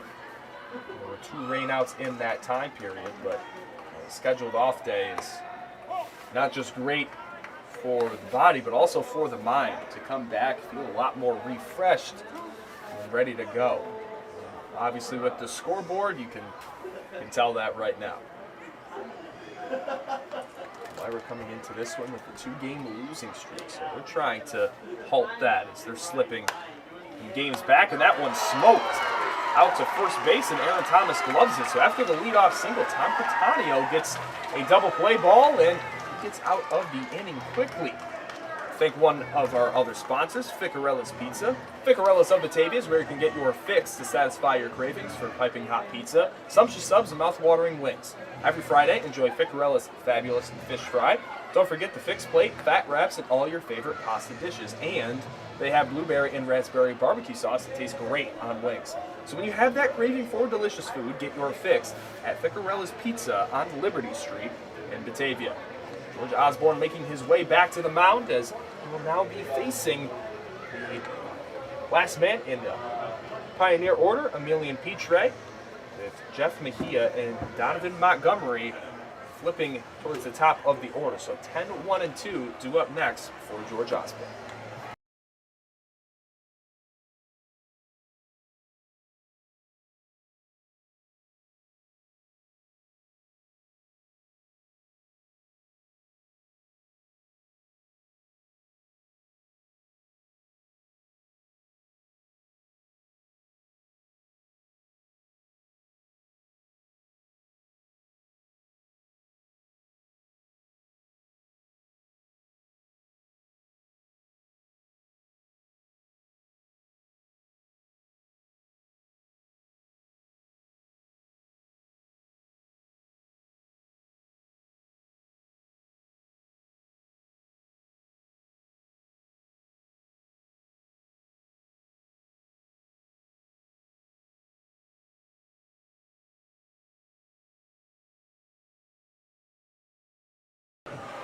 Emilian Pitre stepping up to the dish.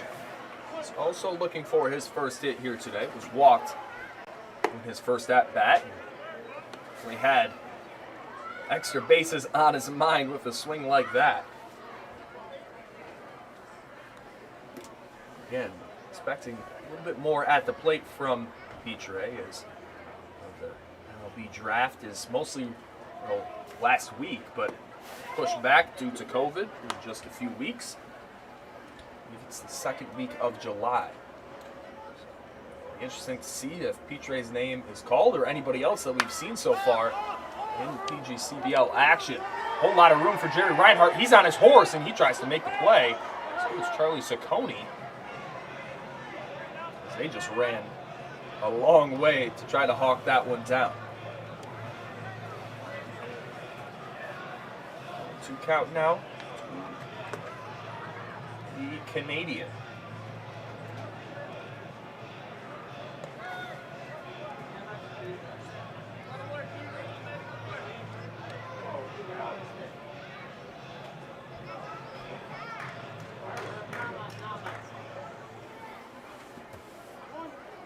Petre.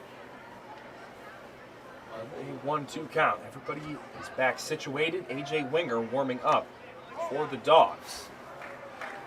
So Winger be also very effective as of late. Met his family this past Monday. Great people, and they're going to be here for the rest of the week as well as a lot of the other parents, as there is another swing and a miss against George Osborne. He's having himself a day out there on the mound. 4 strikeouts last inning, 2 before, none in the second, 2 in the first. So already with 9 strikeouts here today.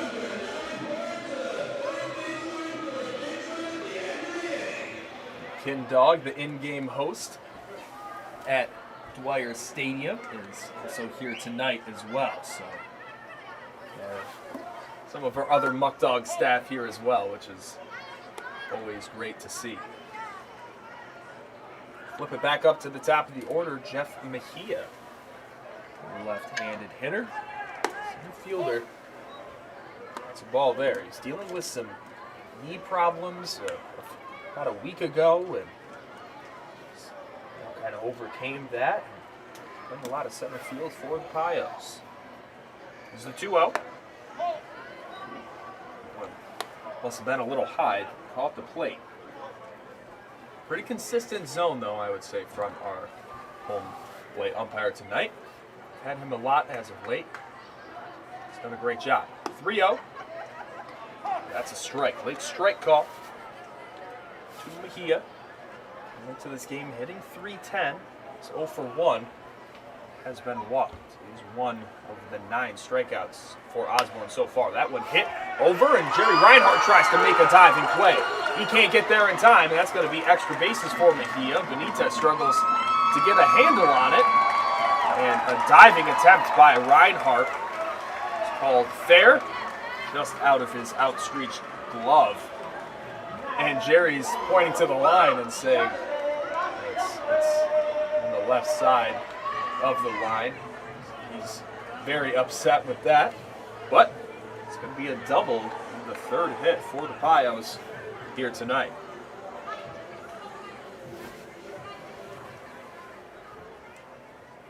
So Mejia might get the generous double. Once again, you can kind of see when that one misses high. Try to pan it quick, but you can tell up towards the foul lines, there's no pain out there. So I asked one of the guys in the press box earlier, what happens if there's a ball down the line? They just kind of shrugged their shoulders. Definitely something that I said will probably come to show here today, and it did. That's a 1-1 after Osborne evens the count. Going to retire Montgomery for the 3rd time today. That one also fouled.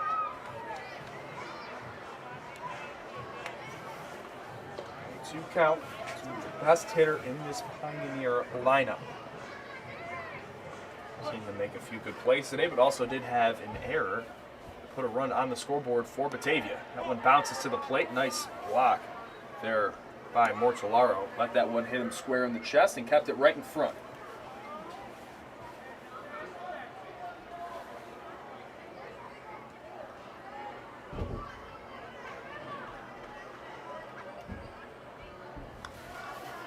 Osborne gets the side. 2-2 count. The pitch. This is high. Tell a little bit of fatigue starting to wear in from Osborne here.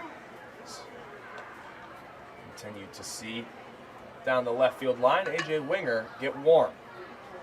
That one also misses, so the free pass will be Montgomery, as we've seen Osborne up a few more walks in these past 2 innings. Bobby Marsh with 2 men on, 1 out. He struck out twice today. Lefty on lefty matchup.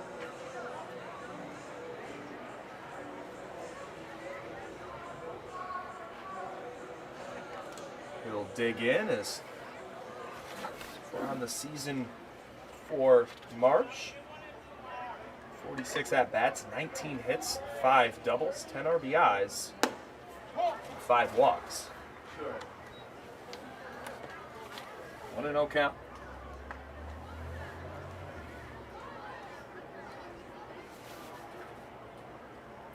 Reason why Osborne's probably staying in for a little bit longer is due to Marsh and Don Popa both being left-handers. A great slider that cuts back to the middle of the plate, looked inside and kind of froze Marsh.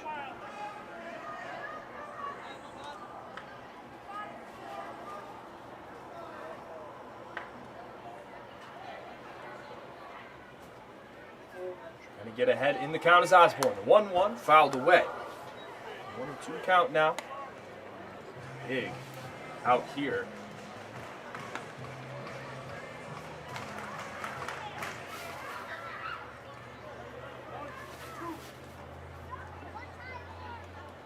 Osborne in a 1-2.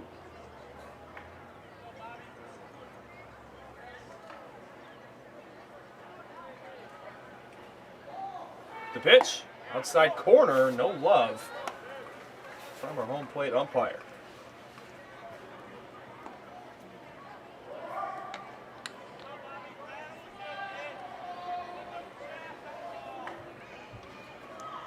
Two count now to Marsh. Has struck out twice today. Osborne trying to do that for the 3rd time today. The 3-hitter, that one hits softly out to Sakauti. He's going to charge it, off balance throw, does get the out. So both runners will advance, but it's the 2nd out of the inning. Charlie Sakauti just continues to impress defensively as well as with the bat. Now with Ben Shore up, said it before, he's done very well against the Dogs, and knowing that at the top of his mind, Joe Martinez is going to come out. Give a quick talk to Osborne. He says that he wants him. I just could kind of read his lips. Even though I'm 5 stories in the air, I could tell. He said, I want him. And Martinez, again, he knows the type of player that Osborne is. He is a competitor. He wants the ball in his hand in the big moments, and he's gotten out of these jams so far today. So why not keep him in for this?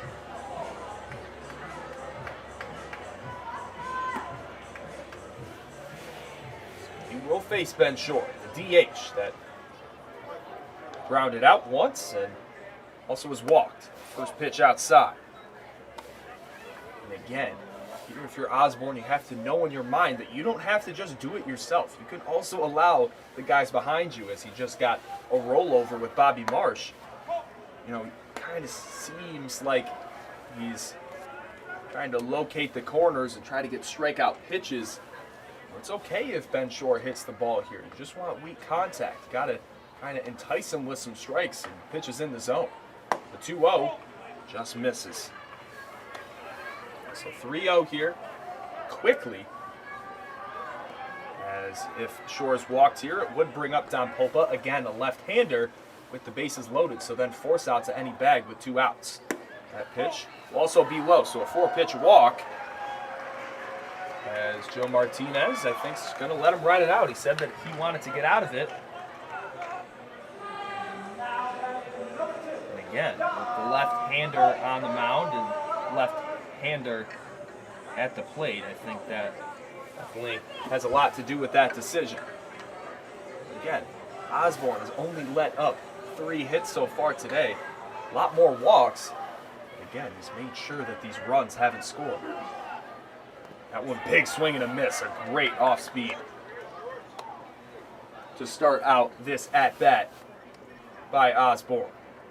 Gets ahead now 0-1. Hope it takes a second to collect himself after the big swing and miss. So far today, off of him, he's been stranded on third base both times after a single and a walk.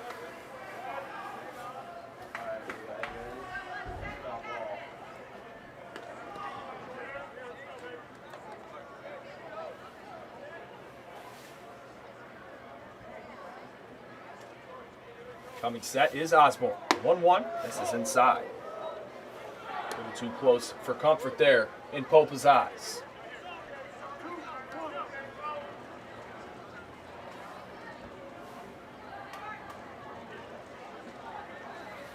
Osborne now 2-1. That one also misses high. So Osborne, take a second here, collect yourself. Come back with a nice pitch on the 3-1. Last time we saw Popa had a bases clearing triple in the 3-1 count as well. That's a great pitch by Osborne. Let's see what he's made of here with a full count and 2 outs, bases loaded yet again. He's already gotten out of this situation twice. Minimize the damage all day long. Osborne gets the pitch. Here's the payoff by Osborne. That one plunks him in the head.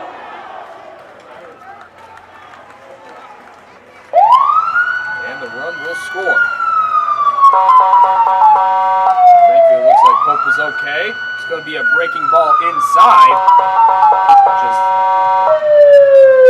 Just kind of slipped out of the hand. So that makes it a 7-2 game. Pope gets the RBI. And Joe Martinez will take the ball from Osborne and give it to the side armor, A.J. Winger.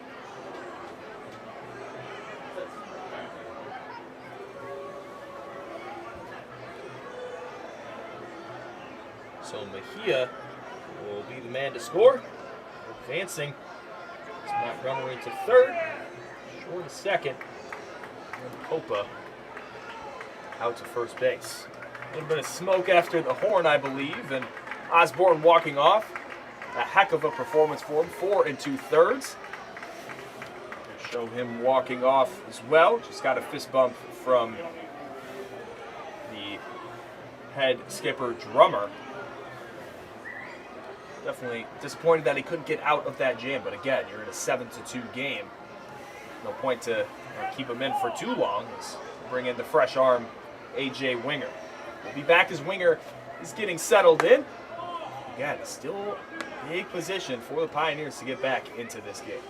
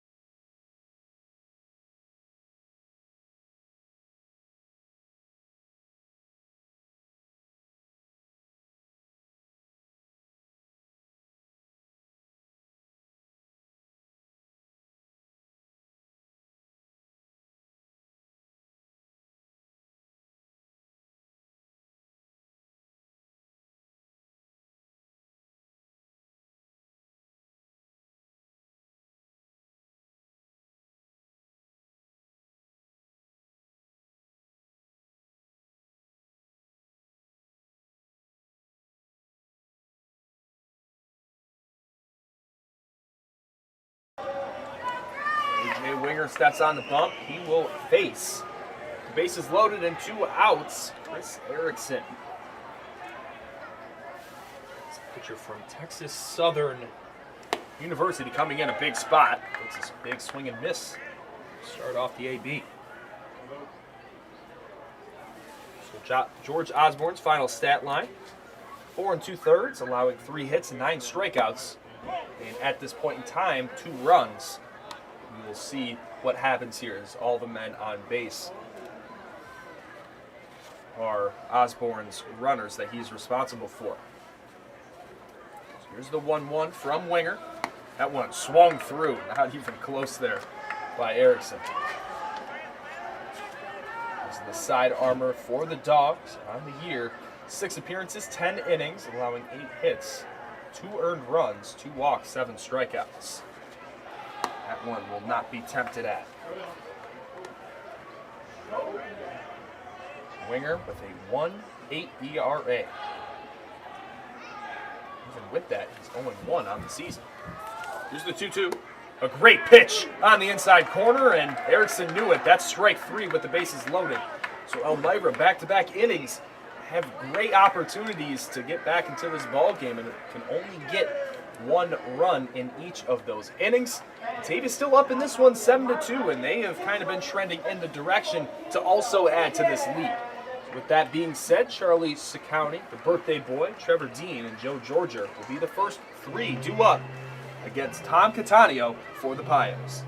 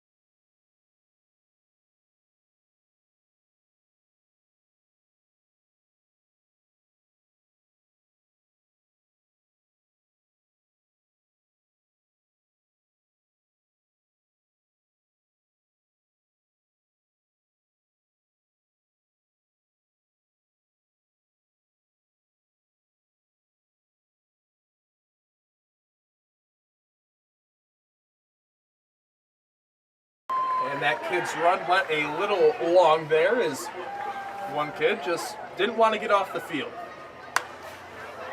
And the first one is hit hard out towards the left center gap. Charlie Ciccone with some speed is going to have a lead-off stand-up double on his birthday.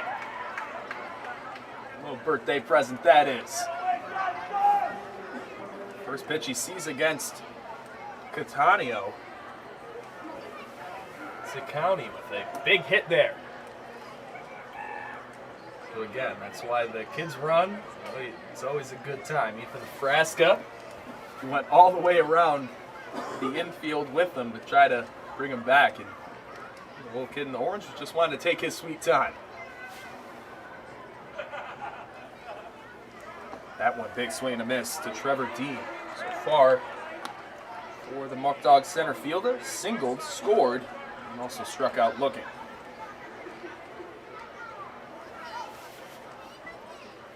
The leadoff double for County. Let's see this bottom half of the Muckdog lineup can continue to do. Big swing and miss there. Again, Joe Martinez wanted to switch things up a little bit, kind of even out this lineup, and it seems to be working out for him so far.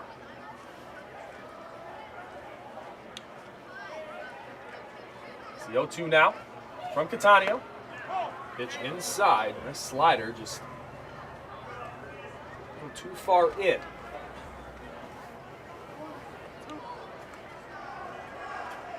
San Diego native at the plate. Runner in scoring position. Catania delivers home. That one is hit out towards right field. Coming on after it, the right fielder Don Poco makes a heck of a catch. He had to run a long way for that one. Walking it down and getting the out.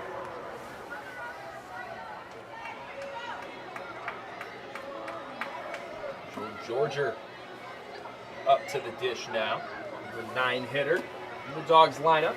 He's also responsible for one of those 6 hits for Batavia. He also scored a run in his last time up, back in the 4th.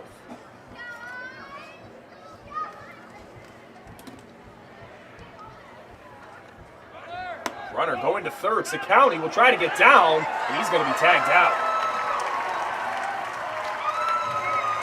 And might have been a play there for Georgia to maybe put down a bunt. He was going to go, not too sure what the plan was there. However, you never want to have that on the base pass and out at third base.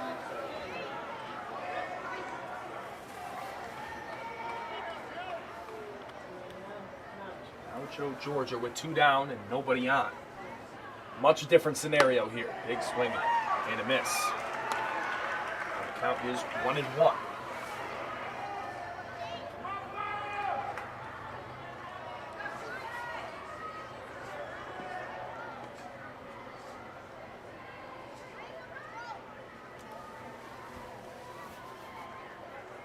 Georgia hits that one out towards left field, chasing after it, and that one goes all the way to the wall. But it is just a little foul.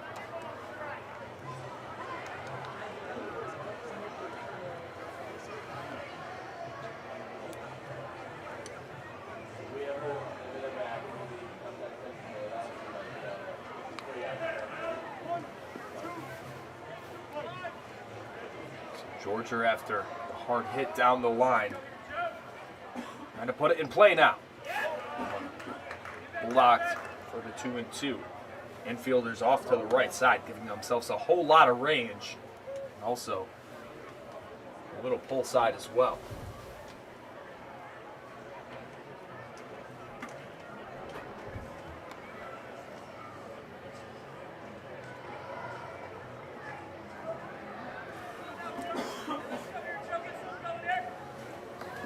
Georgia getting some cheers from his teammates, and the 2-2 count.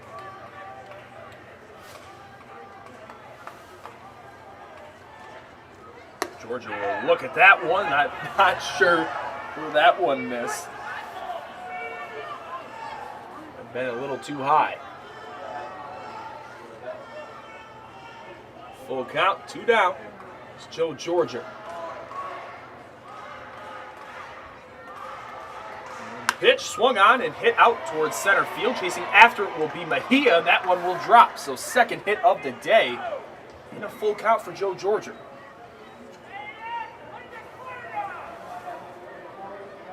That's where it just is less than ideal to have County out at third base. Because either County's going to be a third, or with 2 outs and a full count, it's probably going on first movement, but County's speed probably could have came around to score.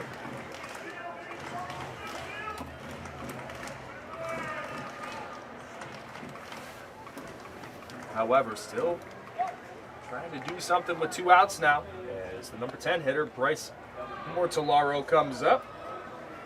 Reach on an error by the third baseman, Elmira, but also put down a bunt single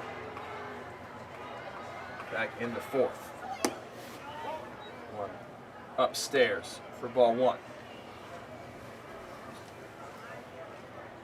Here in the top of the 6th inning. Take it up 7-2. 2 outs and a man on first. When swung on and hit out to right field. Chasing after it is Popa. He makes a diving catch.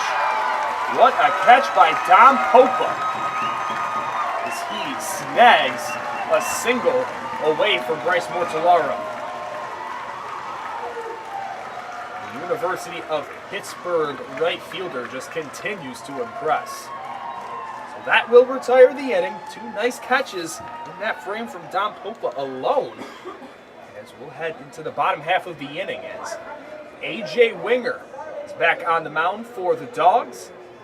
Big spot. 2-out, bases loaded situation. He got the backwards K against Chris Erickson.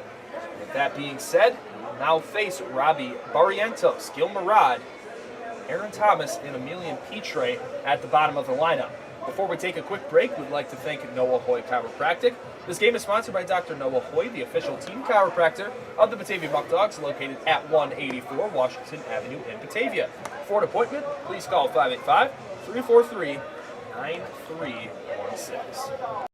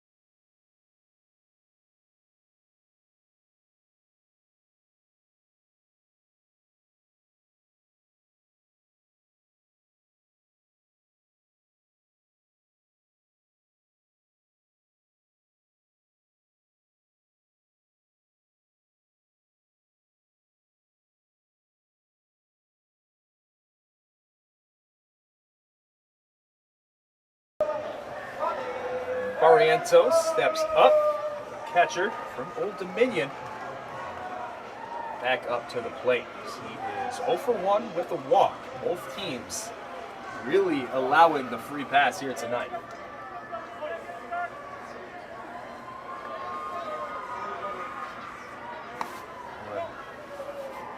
Will be ball 1 to start out the bottom half of the 6th inning.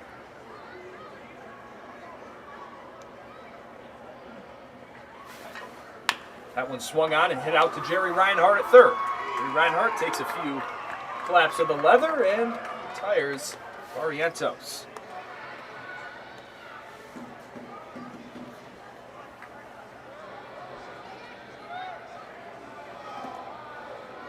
With 1 out here, Elmira.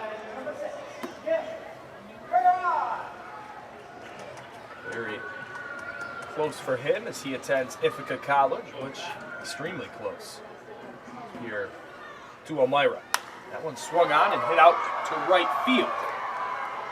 It's a can of corn for Spencer Marcus. The fans here must have thought that one was going to be hit way farther. Quickly now, 2 down.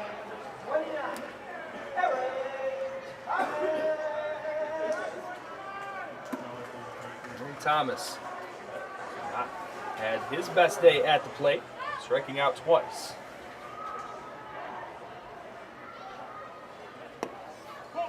That's ball 1.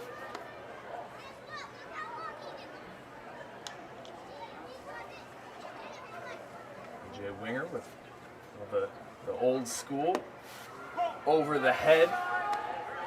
Ball in the hand, getting set in the wind-up. Old school right there. That one's hit hard. A line drive, but that's going to be hooking away foul. Thomas, that's probably one of the best swings that I've seen him have.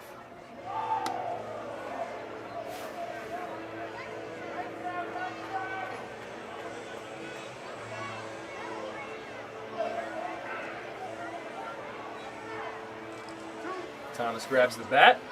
We're going to tell Benitez to just take a few steps over, shaded towards the left field line. That one inside, they're going to call that a strike.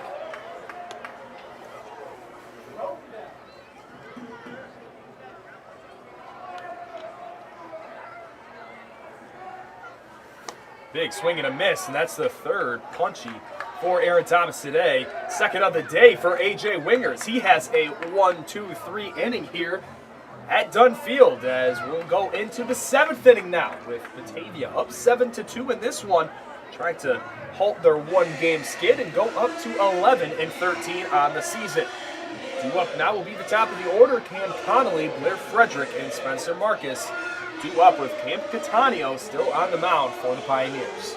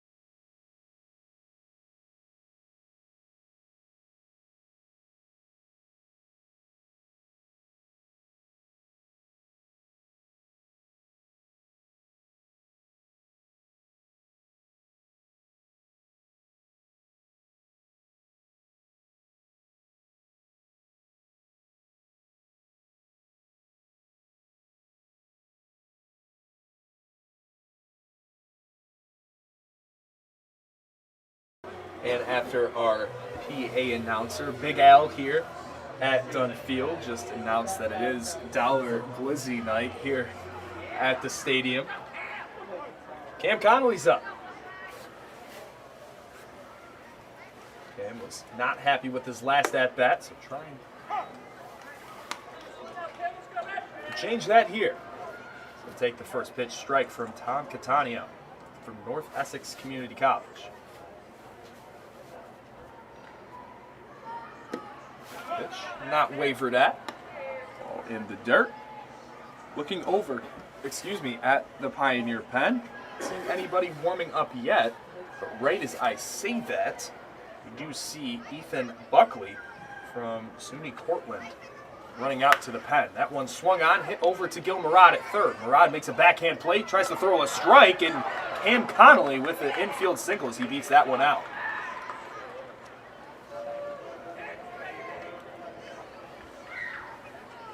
Nice there, as it'll be the 8th hit for the Dogs here today. Second of the day, Cam Connolly. Second leadoff as well, as I should also point out. Getting down the line, using his speed.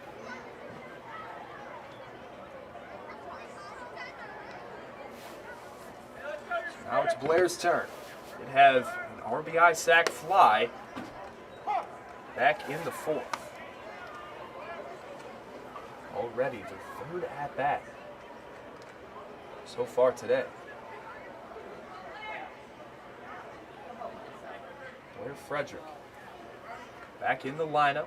It's been a few days since we've seen him there. Big cut there. As he will also be in the lineup tomorrow against the Newark Pilots. Last time he played the Newark Pilots at Colburn Park, had a no-doubt home run to deep right center field. So far, a lot of home runs on the road. 6 home runs already on the season for the Dogs. However, still looking for the first one home at Dwyer Stadium. The only home run that we've seen so far this year came from the Pios off the bat of left fielder tonight, Chris Erickson. Cam Connolly takes his lead. Pepperdine commit. He'll be in motion. Swing and a miss for strike 3, so a little strike him out, no throw him out. As Connolly got a late jump, but it doesn't matter. Spencer Marcus, who is hitless so far today, 0 for 3. Something that you mostly don't see late in a game, ever. See him still be held hitless. My bet is with him being 0 for 3 so far, if he gets a good pitch here to swing at, he's going to jump on it early just for a confidence boost. A line out to Montgomery that was kind of in the hole. Montgomery made a heck of a play on it. That's a slider on the outer half. Hit out towards the first baseline, but foul.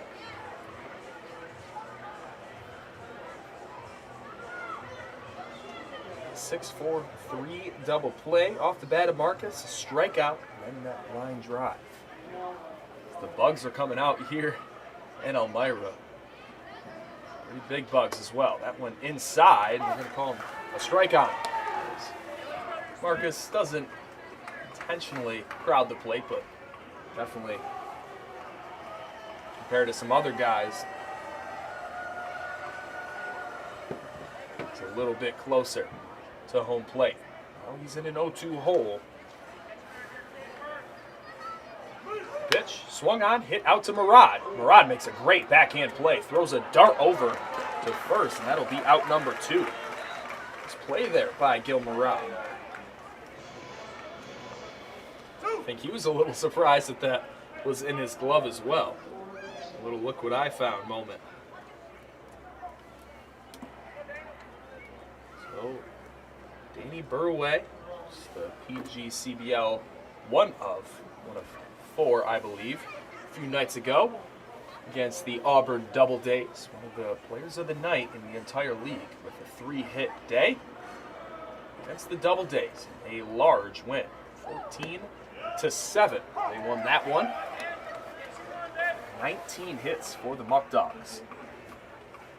That was after the night before allowing 19 hits for the team that they're facing tonight, the Elmira Pioneers. What a flip of the script that was. 1-1 count now to Burway.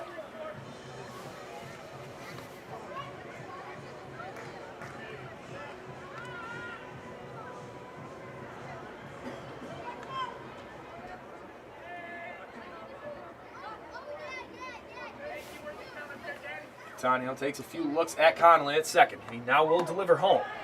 Big swing and a miss.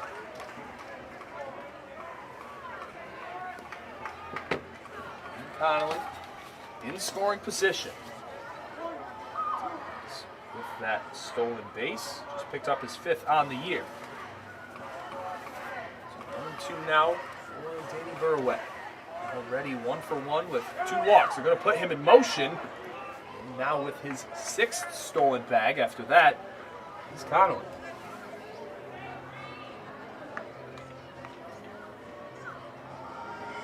Anderson called, put him in motion after County was thrown out at third just an inning ago. Never want to make the last out at third base, but here's the 2-2. Big swing and a miss, and Catania getting out of that inning after allowing the leadoff single to Cam Connolly. It's the next Three men out in order. Two strikeouts. Blair Frederick and Danny Burway. It's time to stretch here in Elmira at Dunn Field. Batavia's up in this one 7-2, heading into the bottom half of the frame with A.J. Winger, who has been lights out up to this point, still on the mound for Batavia.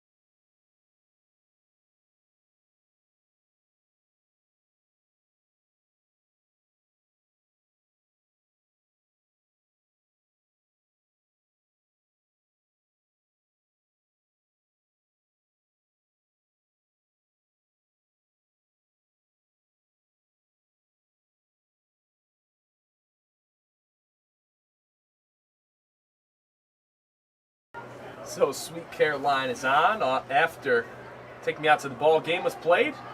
Middle of the song's gonna get cut off as A.J. Winger was ready to go. He's had a great sixth inning. He went 1-2-3. A lot of first pitch swinging for the Pios. See if that continues or if manager Andrew Drum just kind of wants to have him see a few more pitches. That first pitch goes all the way to the backstop. To Emilian Petre.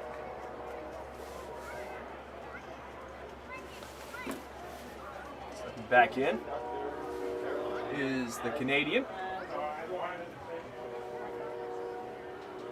That one also misses outside. So if you're getting some help in the last inning, I feel like the Pios are going to want Winger to come to them now. Take a few pitches and see that he has some more location. So far this inning, 3 straight balls. Up 7-2. This game is by far not out of reach. See, Elmira score runs in bunches, and against the Dogs, we've seen 5-run innings, 6-run innings, even an 8-run inning a few games ago here at Dunn Field. By no means are the Pioneers out of it yet. After a 3-0 count, back-to-back pitches right down the middle to Petre. Wanting to pull the trigger on those. It's going to be a full count, nobody out. So the number 10 man in the Pios lineup. He hits that one on the screws. Diving is Joe Georgia, and that one out of the reach. Lead off single now for the Pios for their 5th hit of the ball game.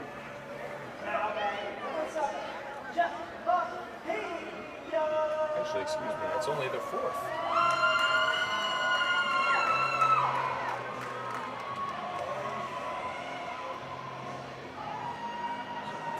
Doing a great job limiting this high-powered Elmira offense.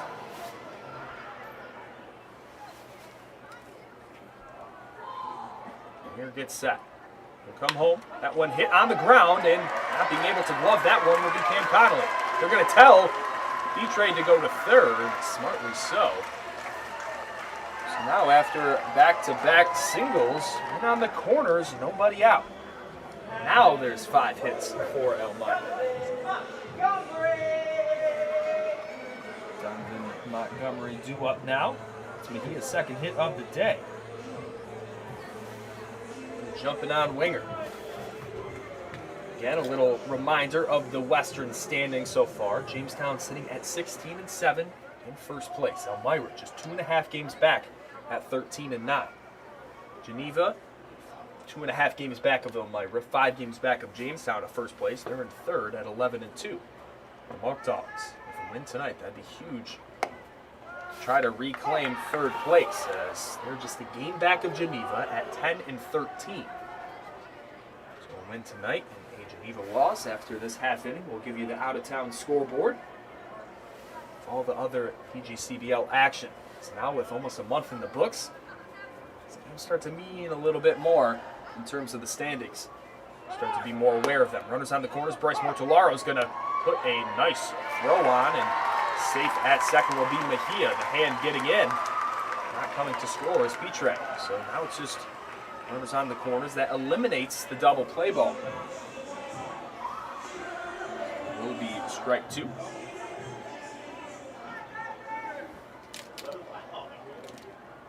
That one check swung. Did not go. They're going to actually appeal. They say that he doesn't. So Batavia in 4th place currently, 6 games back of Jamestown, 10-13. If they go on a little run, they could easily slide into a top 2 spot. Niagara right at their heels, tied with Newark, as the Power are 9-14 and Newark is 8-13. That's a 2-2 count. Things getting very tight here in the Western Division. Batavia played their only game of the season against a Central Division opponent, Auburn, this past Sunday, and that is a big swing and miss by Donovan Montgomery, striking out for the 2nd time today. Really helping him out as that ball was way out of the zone. And Winger gets his first out.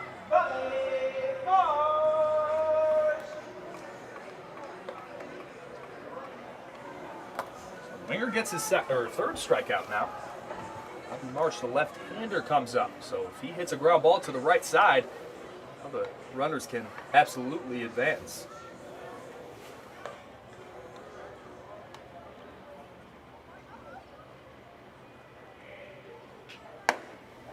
And one outside for ball 1.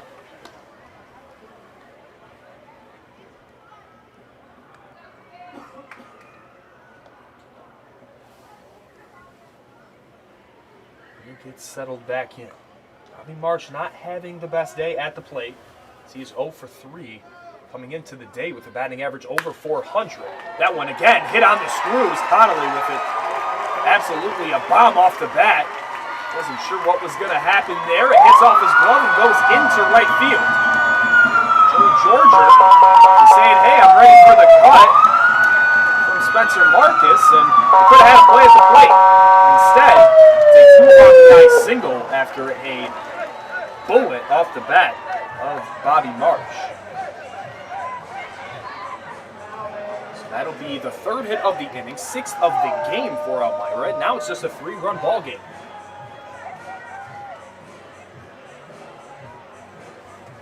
So Ben Shore at the dish now.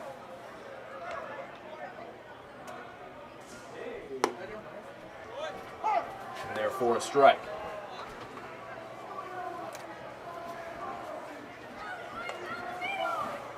So Petray as well as Mejia, no scoring. One misses, so 1-1.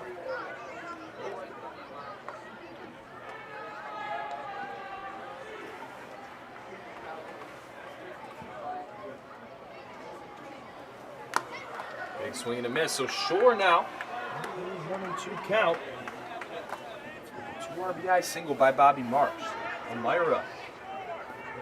A little bit of momentum on their side now. Getting some energy in the dugout as well. And there's 1-2, misses.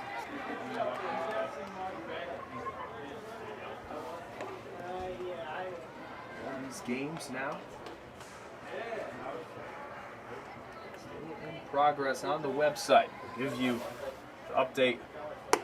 Oh, and there's another big swing and miss. 2nd strikeout of the day in this inning, rather, for Winger. 3rd. Facing these past few batters.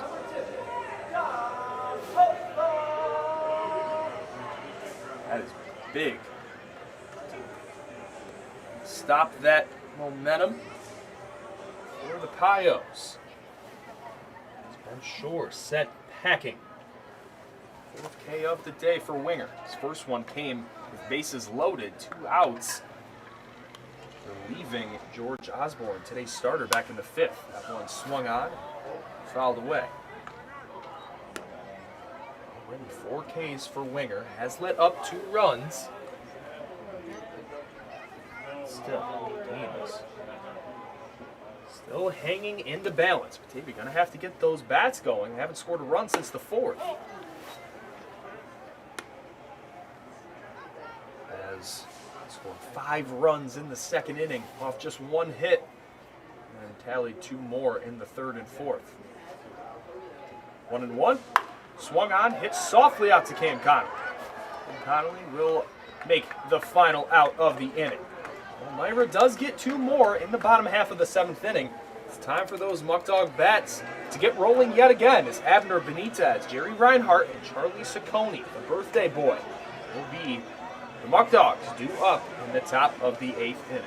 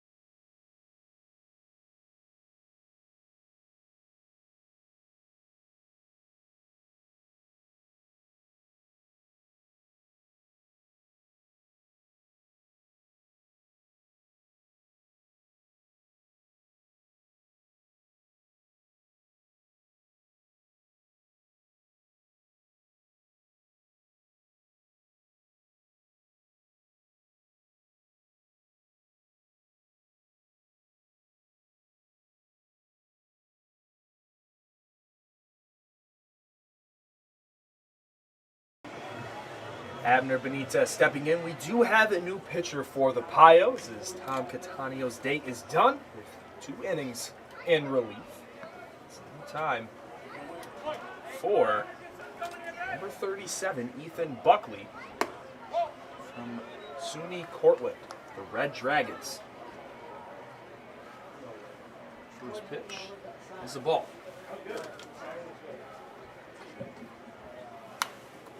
One popped up over our heads up here in the press box. It's a ringer.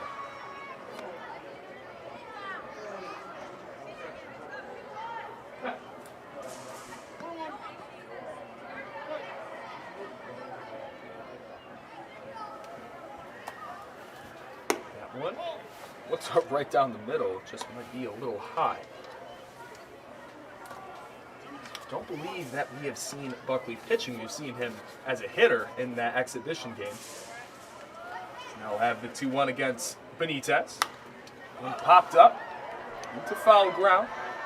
Aaron Thomas looking for it, and he drops it. And now, with new life and the Muckdogs bench, they take advantage of it now.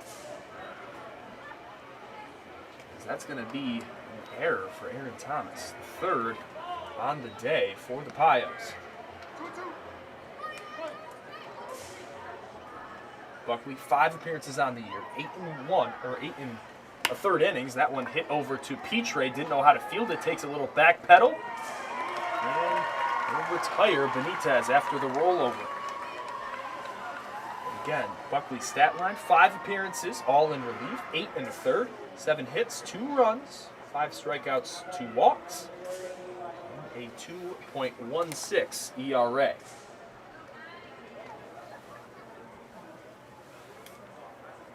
So effective in getting his first out of the day. Now it's Jerry Reinhardt's turn. Had a line drive right at Aaron Thomas. That one, a little high. Already 3 errors for the Pios. We've seen a direct correlation in the games that these Muckdogs are victorious, either if it's at home or on the road. A lot of fielding troubles. We've seen error totals in the 5 and 6 range for the Pios in games that the Muckdogs have won.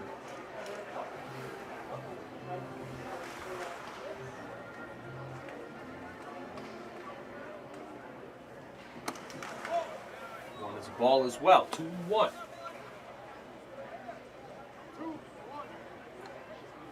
Reinhardt trying to get his first hit of the day. He's been walked twice. The 2-1. So a little outside. Great pitch selection by Reinhardt. Good eye as well. The only game so far that has had a final score. Auburn defeated the Watertown Rapids 12-4. That one was close to me, to my right up here in the press box.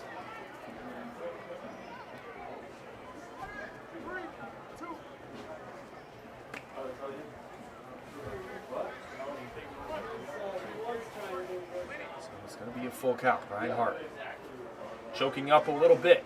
3-2. Foul tipped. Not caught by tonight's catcher, Robbie Barrientos. First time we've seen him behind the dish. A whole lot of catchers for this Elmira team. We've seen Ben Shore back there. We've seen Gilmore Rod. We've seen Kevin Serrano. Now we see Barrientos.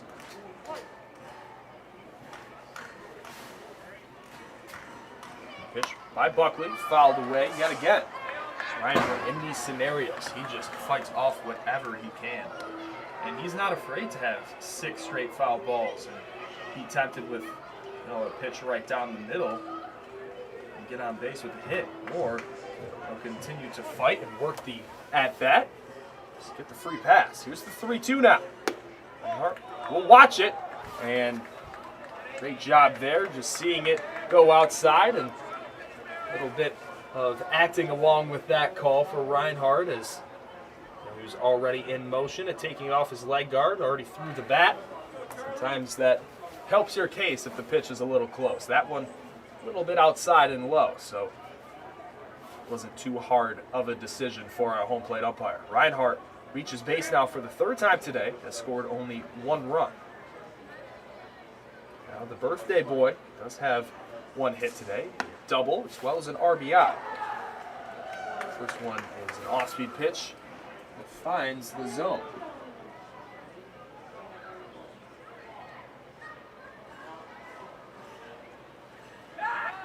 One.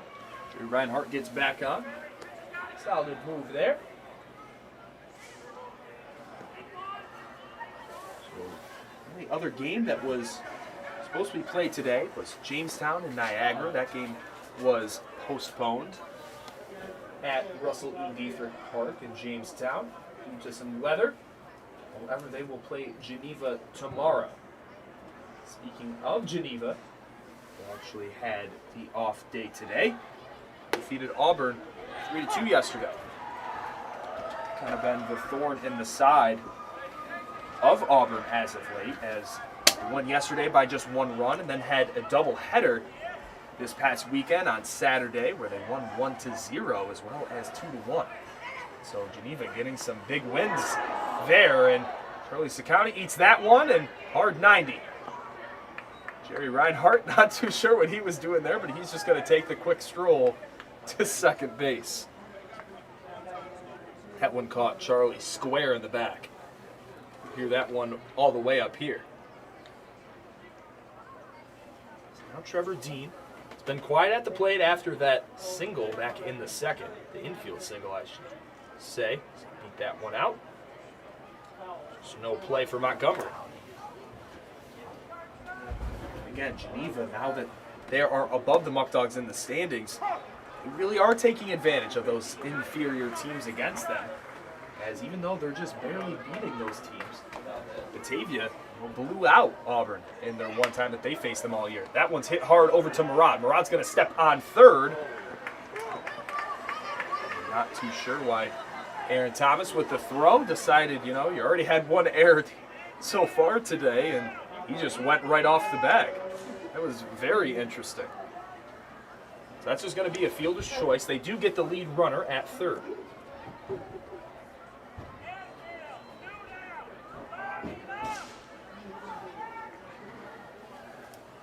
Two down. As Joe Georger, who already has 2 of the Muckdogs' 8 hits so far today, steps in. Owns the ball. It was a big off day across the PGCBL, especially in our division. A lot of games out east, but we don't have to really worry about them until the end of July. That one swung on, hit out towards center field. Under it will be the center fielder Mejia. With 2 men on, Batavia can't capitalize. So it's still just a 3-run ball game as Batavia's up in this one 7-4. We'll shift it to the bottom half of the inning. As again, Batavia still trying to hold on to their lead. As they now will face the bottom half of the order. Chris Erickson, Robbie Barrientos, Skill Murad, and Aaron Thomas with AJ Winger still on the bump for the Muckdogs. We'll be back here on YouTube Live in just a minute.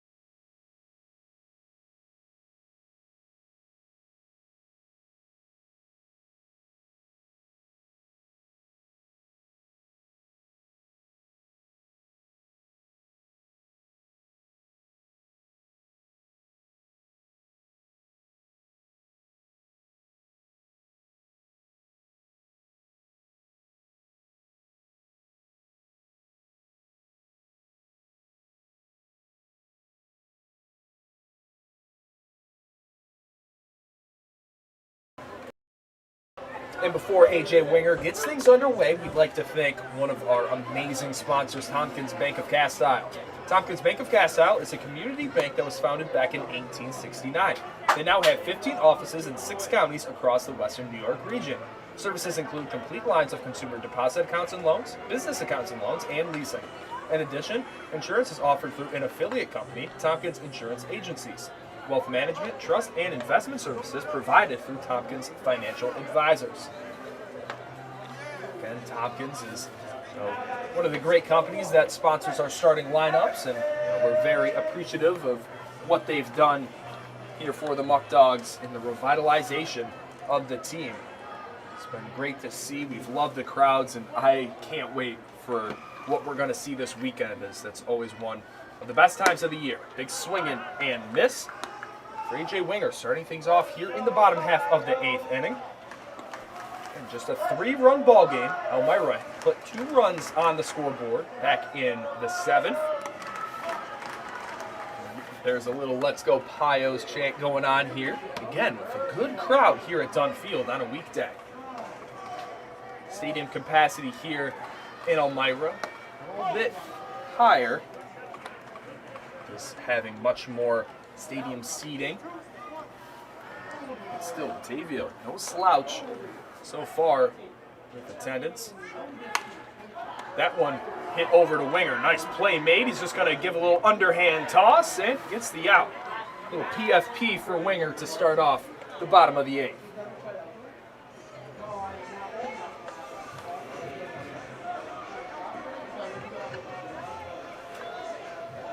So after Erickson is retired to start out the inning. Robbie Barrientos. He's been walked, but struck out and grounded out to Reinhardt at third base.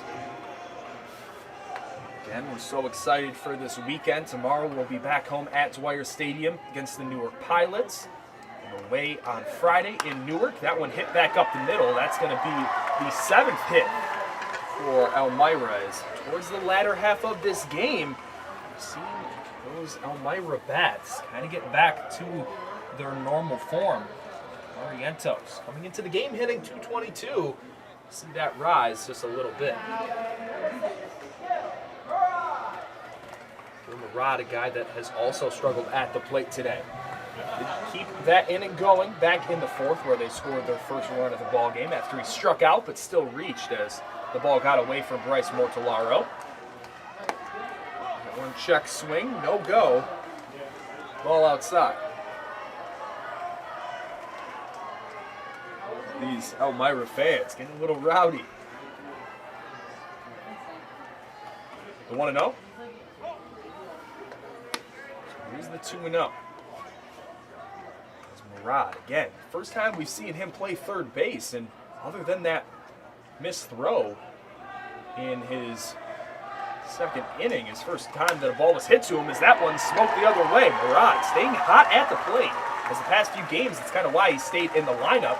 That ball got away from Sakowny, but back up is Jerry Reinhardt. So now with 1 out, 2 men are on after 2 more singles. So now Elmira ties the hit total for the game at 8 apiece.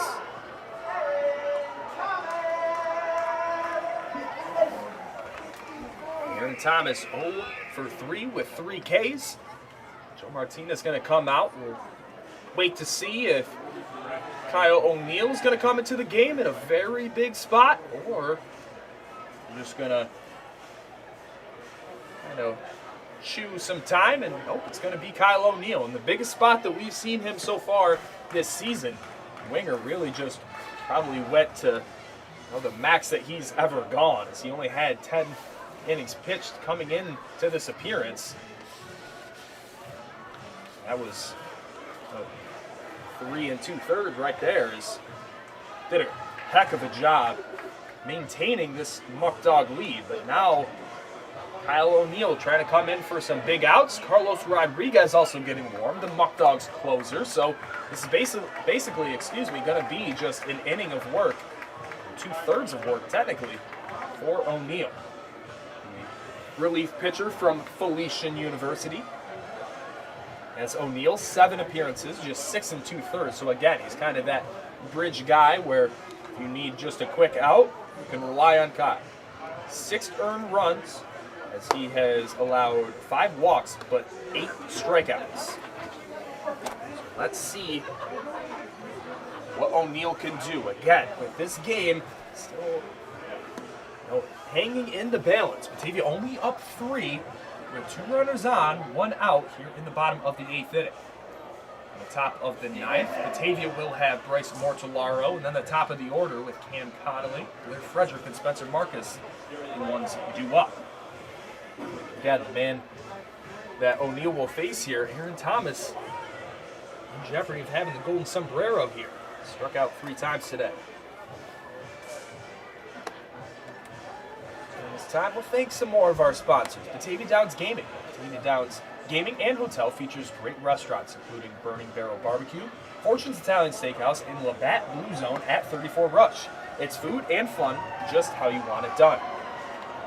So thank Ficarella's Pizza yet again. Ficarella's of Batavia is where you can get your fix to satisfy your cravings for piping hot pizza, sumptuous subs, and mouth-watering wings. Every Friday, enjoy Ficarella's fabulous fish fry. Don't forget the fixed plate, fat wraps, and all your favorite pasta dishes. And they have blueberry and raspberry barbecue sauce that tastes great on wings. So when you have that craving for delicious food, get your fix at Ficarella's Pizza on Liberty Street in Batavia. We also thank Alex's Place, Eli Fish Brewing Company, Noah Hoy Chiropractic, Tompkins Bank of Castile, United Memorial Medical Center, New York 529 College Savings, and Restore.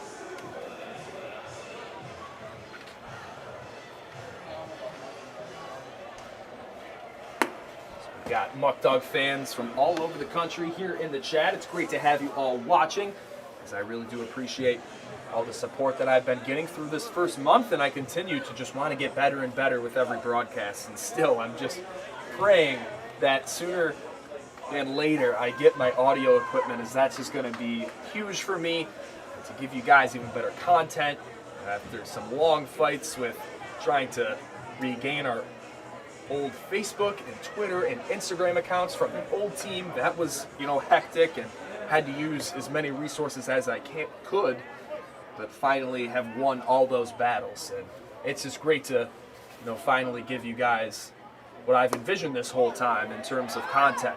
So Kyle O'Neill's first pitch is inside to Aaron Thomas.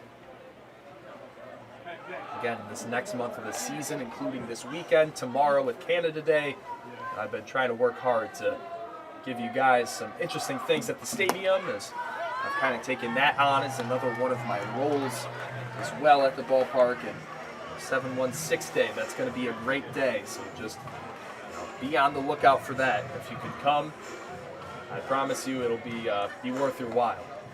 Here's the 2-0 to Aaron Thomas.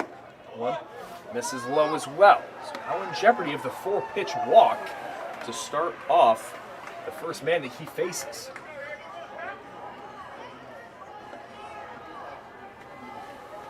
So as this game probability is slowly shifting back towards 50-50 with Elmira's favor, they're going to pull back the bunt.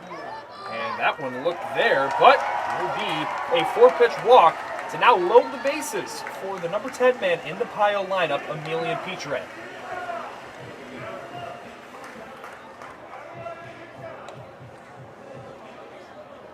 So a big spot for the Piles.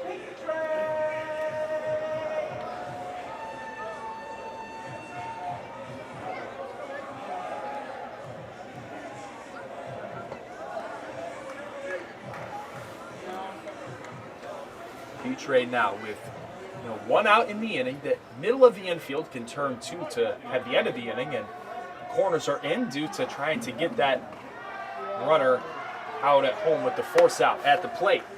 That one catches the outside corner. Late strike call, but a nice pitch by Kyle O'Neill.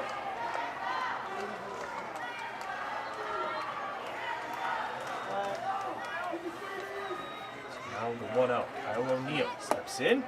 But the pitch just misses upstairs. Again, the biggest spot Kyle O'Neill has been in this entire season, trying to come up big for his team. We've seen him pitch a lot, however, not in a situation like this. O'Neill now, the 1-1, a great off-speed pitch. Originally from West Islip, New York. Teammates with Michael Florides at Felician University in New Jersey. Now at a 1-2, 1 out to Petray. Here's the pitch. Swung on and hit foul to the backstop.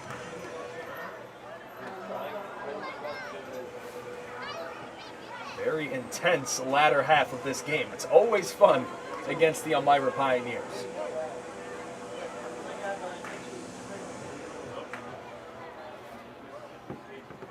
Try the 1-2, and now getting back into the at-bat is Petray.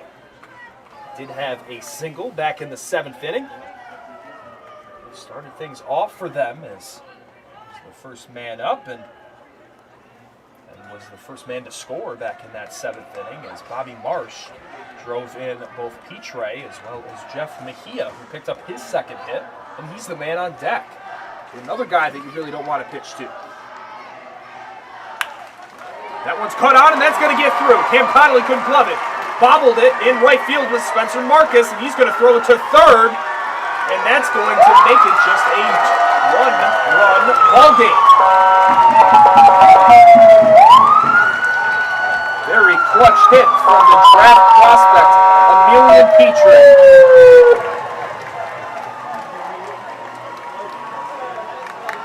Seven to 6 is now your score. 9th hit of the day for Elmira. And this comeback into this one. The score was 7-0 in favor of Batavia. Now 6 unanswered runs.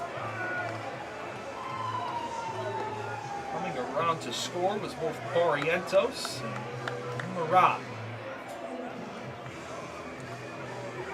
Thomas only advancing to second base. However, 2 RBIs to Petre's credit there. Still, double play is ready, and they just wanted to give a little bit more time for the flamethrower now, as he will face the top of Elmira's lineup here, Carlos Rodriguez. He means all business right now. It's now the lead that was supposed to be his was at 3. Now it's just a 1-run ball game. He's going to have a steep hill to climb. So now he faces Jeff Mejia, who has 2 hits today. He scored 2 runs. Donovan Montgomery, who is 0 for 3, we know is very, very dangerous. Bobby Marsh was 0 for 3 before that 2 RBI single. So some big bats coming up here as we will take a quick break with Carlos Rodriguez warming up in just a few minutes. You're watching Batavia Muckdog Baseball here on YouTube Live.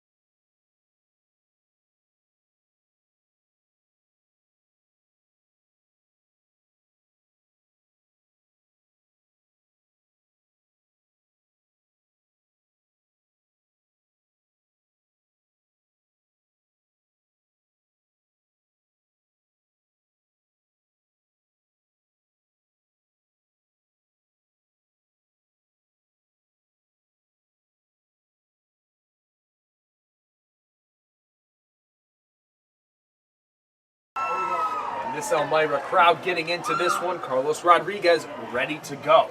As the Tallahassee Community College closer for the Muckdogs has been getting a lot of interest from teams in the MLB. Some scouts coming to watch him as he's had 6 appearances, 11 innings, allowing just 3 hits, 21 strikeouts.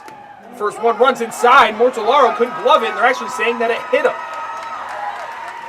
So the first pitch that Rodriguez has will hit the leadoff man, Mejia. Now the bases are back to be loaded.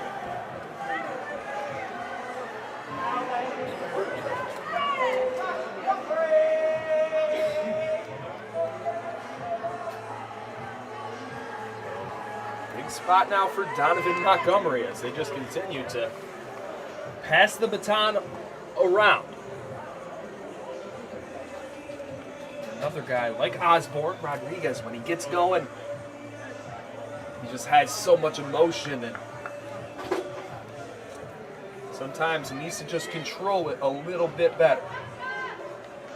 With that being said, a 1.63 ERA with 21 strikeouts, just 2 earned runs is pretty dang good, if I say so myself. The pitch, 1 runs inside.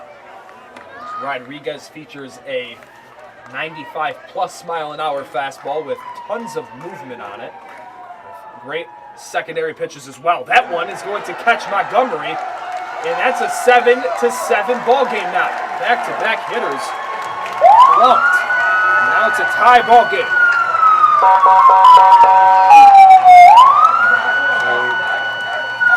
Rodriguez comes in. Nobody's even swung the bat, and 2 men have pitched.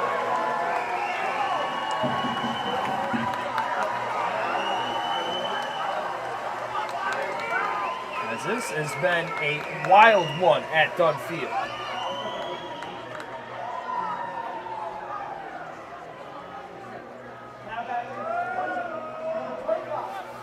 Bobby Marsh threw that 2 RBI single in his last at-bat. Another great position for him here. Again, 7 unanswered runs for the Pios. That one just misses outside. 5 runs in the past, not even 2 innings. Inning in the 3rd for Elmira. With bases loaded yet again. That pitch also runs outside. So now it's 2-0.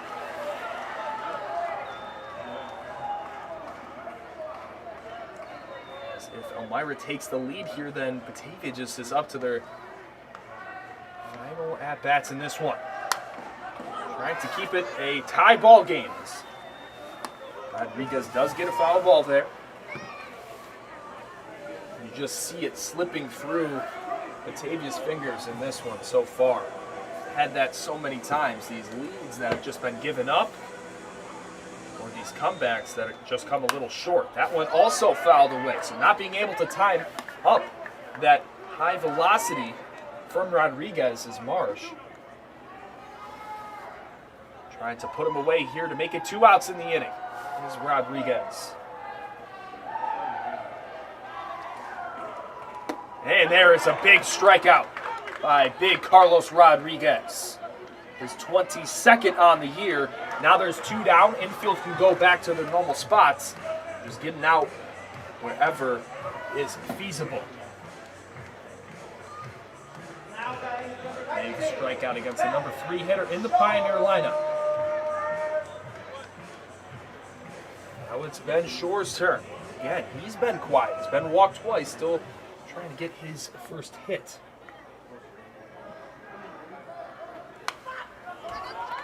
And swung on and fouled.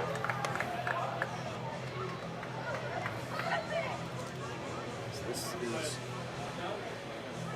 a great indication of how Elmira is a great team and a team that is always extremely tough to put away. That one runs inside, and if I'm Shore right there, yeah, that one's going to hurt, but you're going to get the hit by pitch, go-ahead run to score. Let that one plunk you there. However, good thing for the Muckdogs. It's 1-1 now. Base is still loaded. Fouled away yet again. So just 1 strike away from getting out of this inning. It's still being a tie ball game. And 10-1-2 up for the Dogs.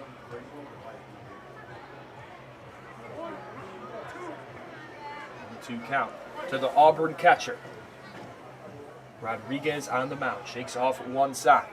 Gets back in the full. The pitch. Big swing and a miss over his head. What a pitch by Carlos Rodriguez. So he gets out of the inning. Now it is a 7-7 game going into the 9th inning. As this has been a wild one at Dunfield. Again, Bryce Mortellaro, Cam Connolly, and Blair Frederick will be the first 3 due up. As we will take a quick break here on YouTube Live. As this has been a crazy game here at Dunfield.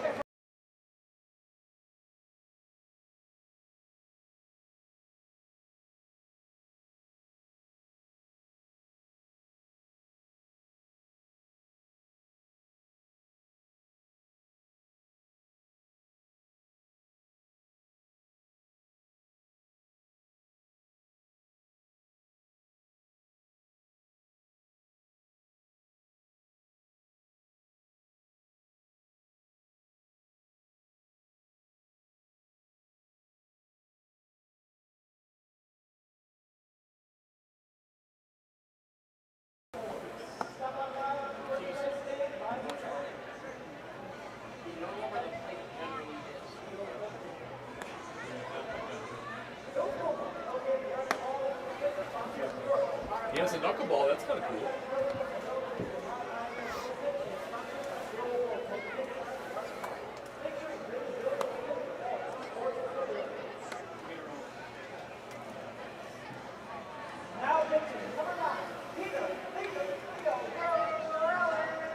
Oh yeah. Oh yeah, Big Al.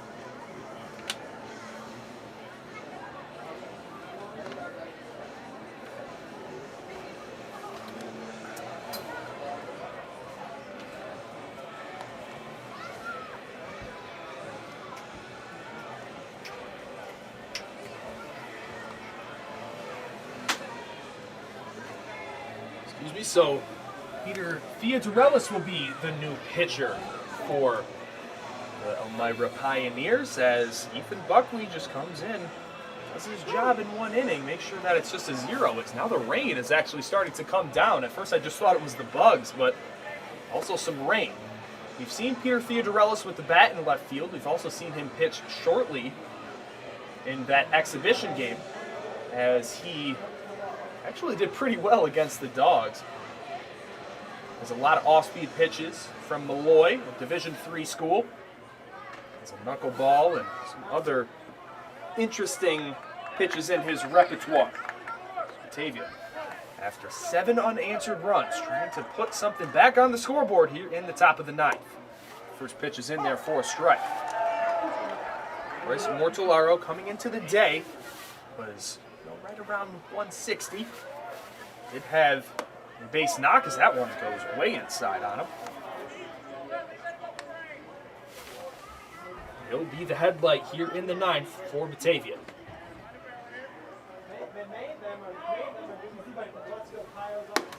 One also misses outside.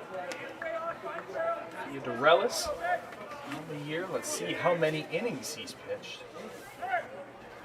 So far, 2 appearances, just 3 innings, allowing 2 hits, and there is a hit right there as that one's going to get down. Diving at it was Mejia in center field, and he almost came down with it. So another hit for Bryce Mortellaro as that batting average continues to rise. We've seen him make a lot of adjustments at the plate. He's been working with Tony Brewington and Skip Martinez a lot.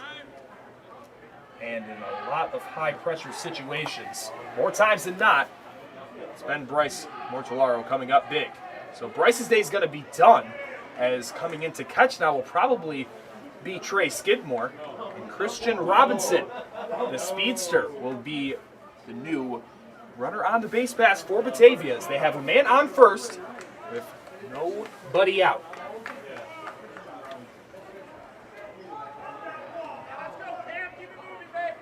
Christian Robinson from Clark State, originally from Cincinnati, Ohio. Little move there. Back safely is Robinson. Theodorelis trying to keep him close. Settling back in now is Theodorelis. Trying to put down a bunt is Cam Connolly, and trying to race after is the catcher, Robbie Barrientos. Didn't really stick that one out there. Tried to do a little drag bunt. No, just one hand on the bat there. Really have a great grip on it. No blood as nobody caught it. Cam Connolly, a 0-1 count to Theodorelis. Again, he's only let up 2 hits so far in 3 innings and striking out 6 batters.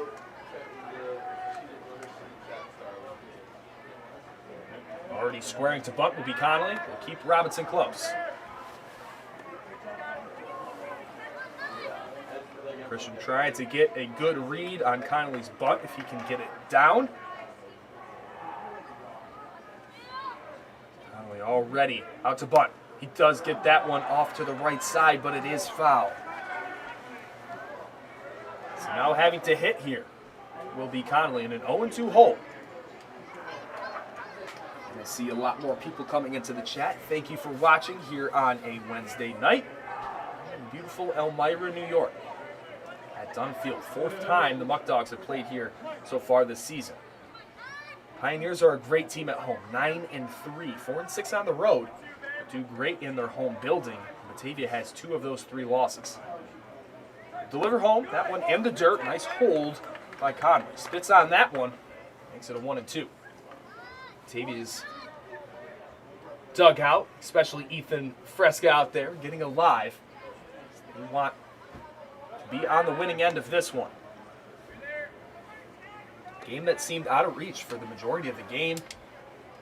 Trying to let it go back into Elmira's favor. Going on the pitch will be Robinson. Strike 3, and they will keep that actually safe at second base will be Christian Robinson.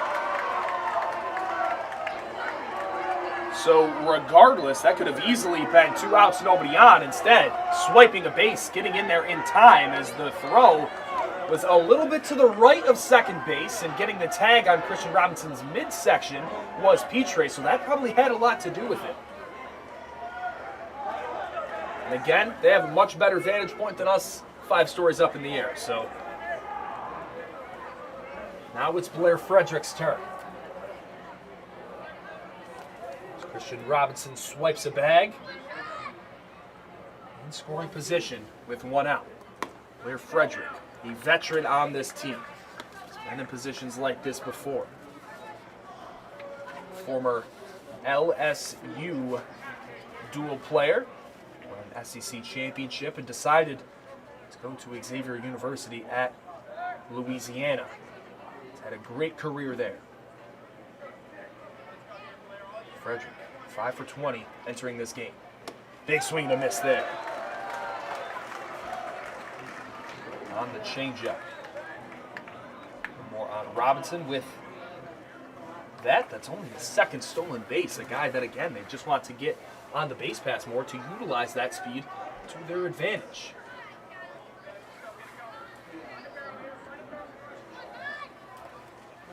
Here's the 1-1. Theodorelis takes a look at Robinson. He gets a great lead, and that pitch is in there for a strike.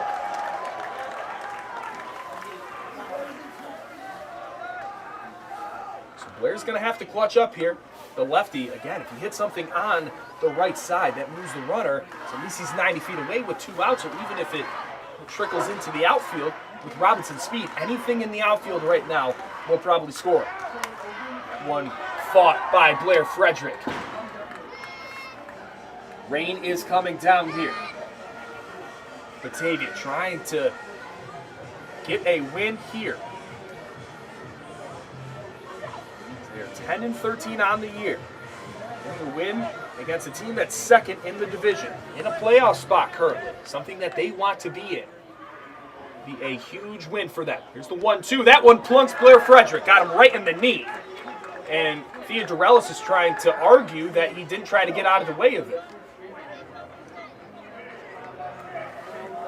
Theodorelis, again, if you've never seen him in person, he's listed at 5'7", 170. 170 might be a little more than that. 5'7" might be a little less than that.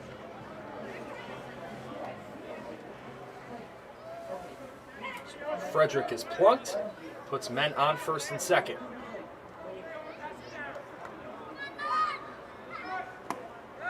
Big swing and a miss by Marcus again. He's been quiet all day. You know that he's going to come through at some point. Top 10 in batting average, RBIs, top 5, hits. He's in 1st. He's the guy that you want up in this situation. 2 men on, 1 out. Here in the top of the 9th. Theodorelis with the pitch. Makes it 0-2. And in all of Spencer Marcus's at-bats today, he has found himself in an 0-2 hole. Canadian with Canada Day tomorrow. Trying to come up big for the Dogs. He's going to get lower in his crouch, choke up a little bit. Theodorelis in the stretch, shakes off a few pitches. He has a lot of them. He's going to get set. 0-2. To the plate, long pause. He will now deliver home, and that one's ripped. And what a play by Gil Murad. They're going to try to tag out Christian Robinson, and no, he's safe. He's safe. Murad dropped the ball. What a slide to the inside part of the bag away from Murad. Very heads-up base running there by Christian Robinson. And now all across, bases loaded for Daniel Burroway. I'm going to say that is an E5 on Murad. So Marcus does reach for the first time today. Doesn't get a hit. But in this situation, that's not what he cares about. He wants to win this game. And so does the man due up here, Daniel Burroway. Having the best game so far of the day for the Dogs. First pitch in there for a strike. Talking to Tony Brewington in one of their losses, when they had bases loaded, they were down 1 with nobody out.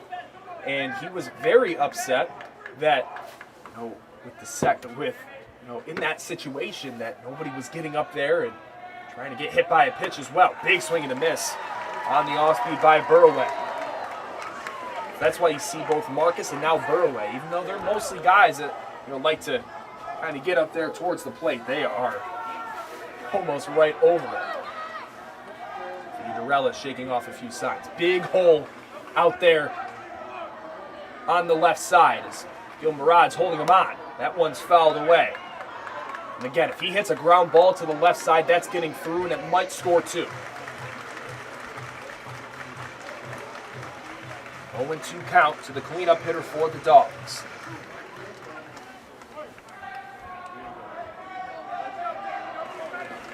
Pioneers fans here in attendance getting into this one. Here's the 0-2 yet again. That one just misses. Great eye by Burroway.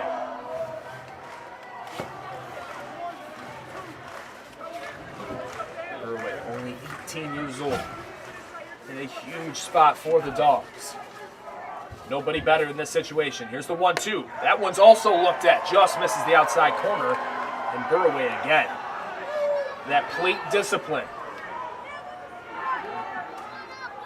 Coming into this game, 235, 16 hits, 9 runs scored, 4 doubles, 14 RBIs. And a great scenario to grab a few more. Now the 2-2. Big swing and a miss. It was the same pitch on the outside corner, and it was just a little too tempting. Now 2 down, bases loaded. Now giving a quick talk is Abner Benitez. Got a quick words of advice from Burroway on that at-bat. Now it's time for Benitez to pick up the Muckdogs in this situation. Abner Benitez has been walked, he's thrown out, gotten into a double play, and grounded out. Another guy that is a very reliable hitter. Big swing and a miss there. He's hit a home run in this park in the top of the 9th inning before. Not saying that that's something that he needs to do here, but you need to get a run in. It would be huge for Theodorelis to get out of this situation for Elmira with Dom Popa, Chris Erickson, and Robbie Barrientos. The next few Pioneers due up. Guys that can definitely, again, put runs on the board, and due to the fact that had 7 unanswered runs, that's a good spot for them as they feel a lot more carefree. They know that they can come back and do it. Batavia pressing a little bit here. So Abner Benitez with 2 balls high makes it a 2-1 count. Let's see. Benitez has the clutch gene. The 2-1. Swung on and hit back up in here. As that one almost came up into the press box. Heard some stumbling. I think it might have hit someone. That one almost... Oh my gosh, that was crazy. So now it's a 2-2. Back to the action. Here's the 2-2. That one hits Benitez, and they're saying it's a foul ball. And now making his way home is Joe Martinez to talk about it. They're going to try to see if maybe the base up saw something else, because that hit him on the inside part of the hand. I don't think that got the wood.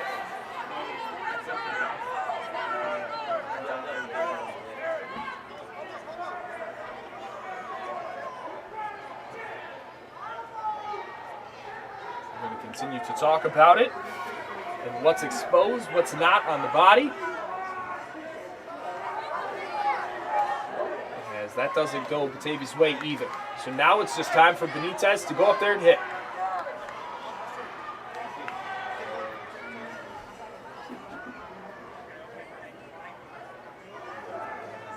Aaron Drum just went out there to talk about something as well. Not too sure. Bases loaded. Time for them to clutch up. They have been in this situation so many times and have not come through. Let's see a different story here as now the count will be full. Time for Benitez to be that hitter that he knows that he is. Clutch up here in a huge spot. The spot that you dream of. Top of the 9th inning. Bases loaded. Full count. 2 outs in a tie ball game against your big rival on the road. Runners are in motion. The 3-2. That one misses low. Benitez with the bat flip on the walk, and it's 8-7. Christian Robinson taps the plate, and the Muckdogs are back in the lead.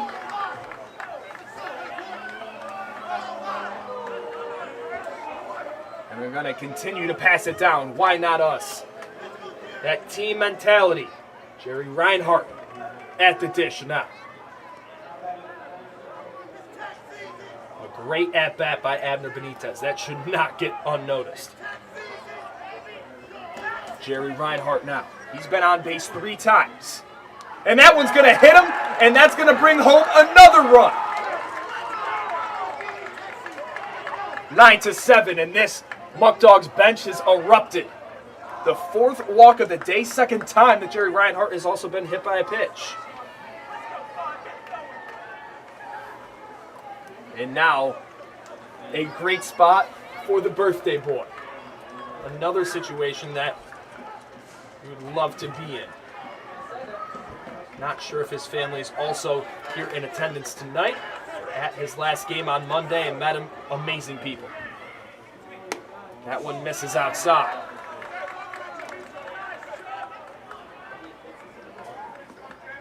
Blair Frederick scoring as well as Christian Robinson.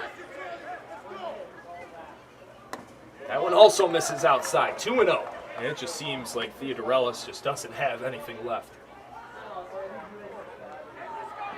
Again, Batavia only has 1 hit so far this inning. That was the leadoff man in Bryce Mortellaro. Since then, 4 walks. That one's hit to deep. And oh my goodness, that ball was smoked out towards right center field, and Dom Popa makes the catch. That one could have put it out of distance. That one just missed by Sakowny. As you can tell, he knows he just missed it. However, Batavia does what they needed to do. They got runs across the plate with bases loaded, something that they have struggled with time and time again. It's time for the bottom of the 9th inning. Carlos Rodriguez is back on the mound. We'll show you as this team is getting hyped up. They need to win this game. This is a huge building block game. A game that you can go on a run after a resilient win like this. Going back out there, Carlos Rodriguez on the mound. He's going to take his time getting out there.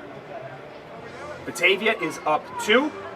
9-7 is your score. Now Elmira currently riding a 2-game losing streak. They are in jeopardy of making a 3-game losing streak. And Batavia getting a game back in the standings. Rodriguez will get warmed up. We will be back. However, it will be the number 5 hitter, Dom Popa, Chris Erickson, and Robbie Barrientos due up in the bottom half of the 9th inning.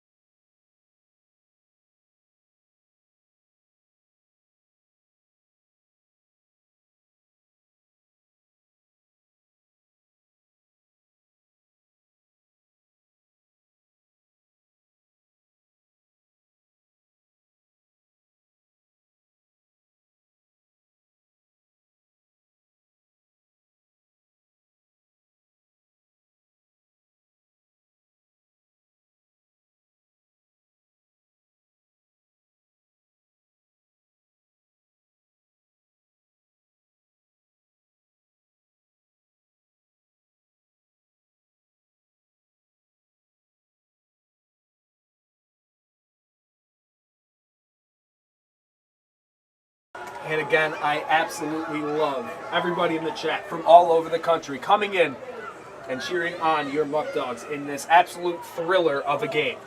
9-7 is your score in the bottom of the 9th inning. Carlos Rodriguez is on the mound trying to get the save. The first pitch to Dom Popa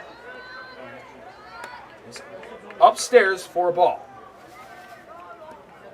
Again, 5, 6, and 7 due up here. This is the one part in the order where there haven't really been a lot of hits. Popa so far today, 1 hit, has reached base 3 times. Chris Erickson, 1 hit, has reached base again on a walk.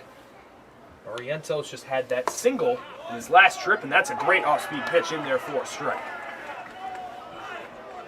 The rain is continuing to come down here in Elmira.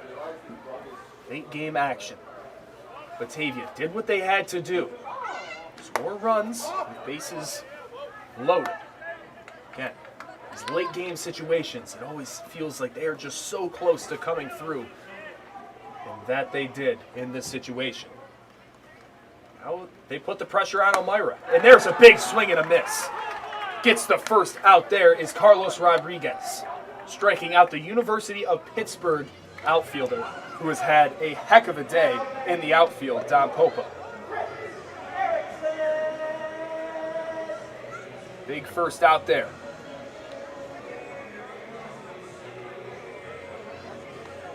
Now with 1 out, Chris Erickson due up. Coming into this game hitting .258.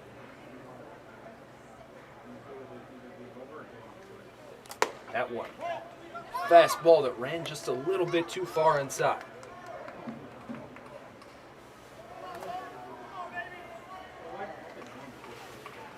The 1-0 makes it 1-1. Carlos Rodriguez, you can tell he is determined to come out with this win.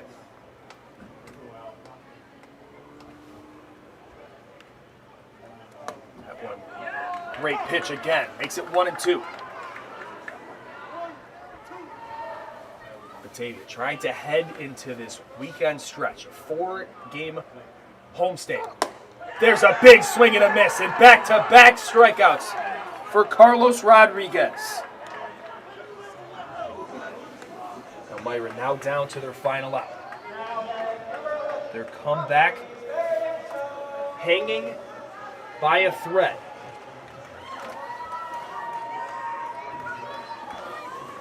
Now, 2 outs. The catcher from Old Dominion, Robbie Barrientos, will step in. Again, low batting average so far, .222 coming into the day. Rodriguez, he is grooving, gets a half-hearted swing there. A little sword, and Muckdogs are making him know it. Here's the 0-1. That one misses. Again, Rodriguez with the flamethrower of an arm that he possesses could absolutely make it to the next level.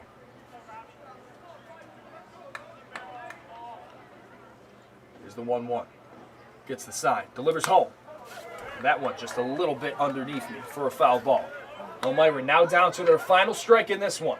Batavia up 9-7 after scoring 9 runs in the top half of the frame after 7 unanswered runs for Elmira. Batavia was up big in this one early.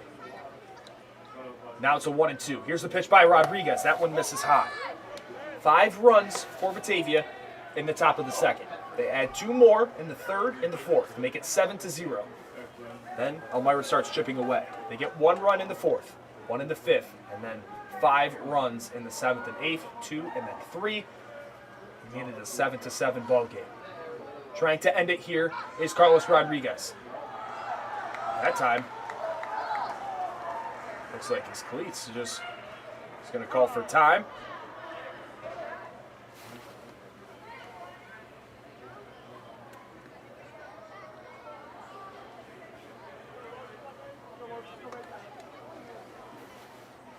Now we'll try 2-2. Cleats are good for Carlos. He's ready to go.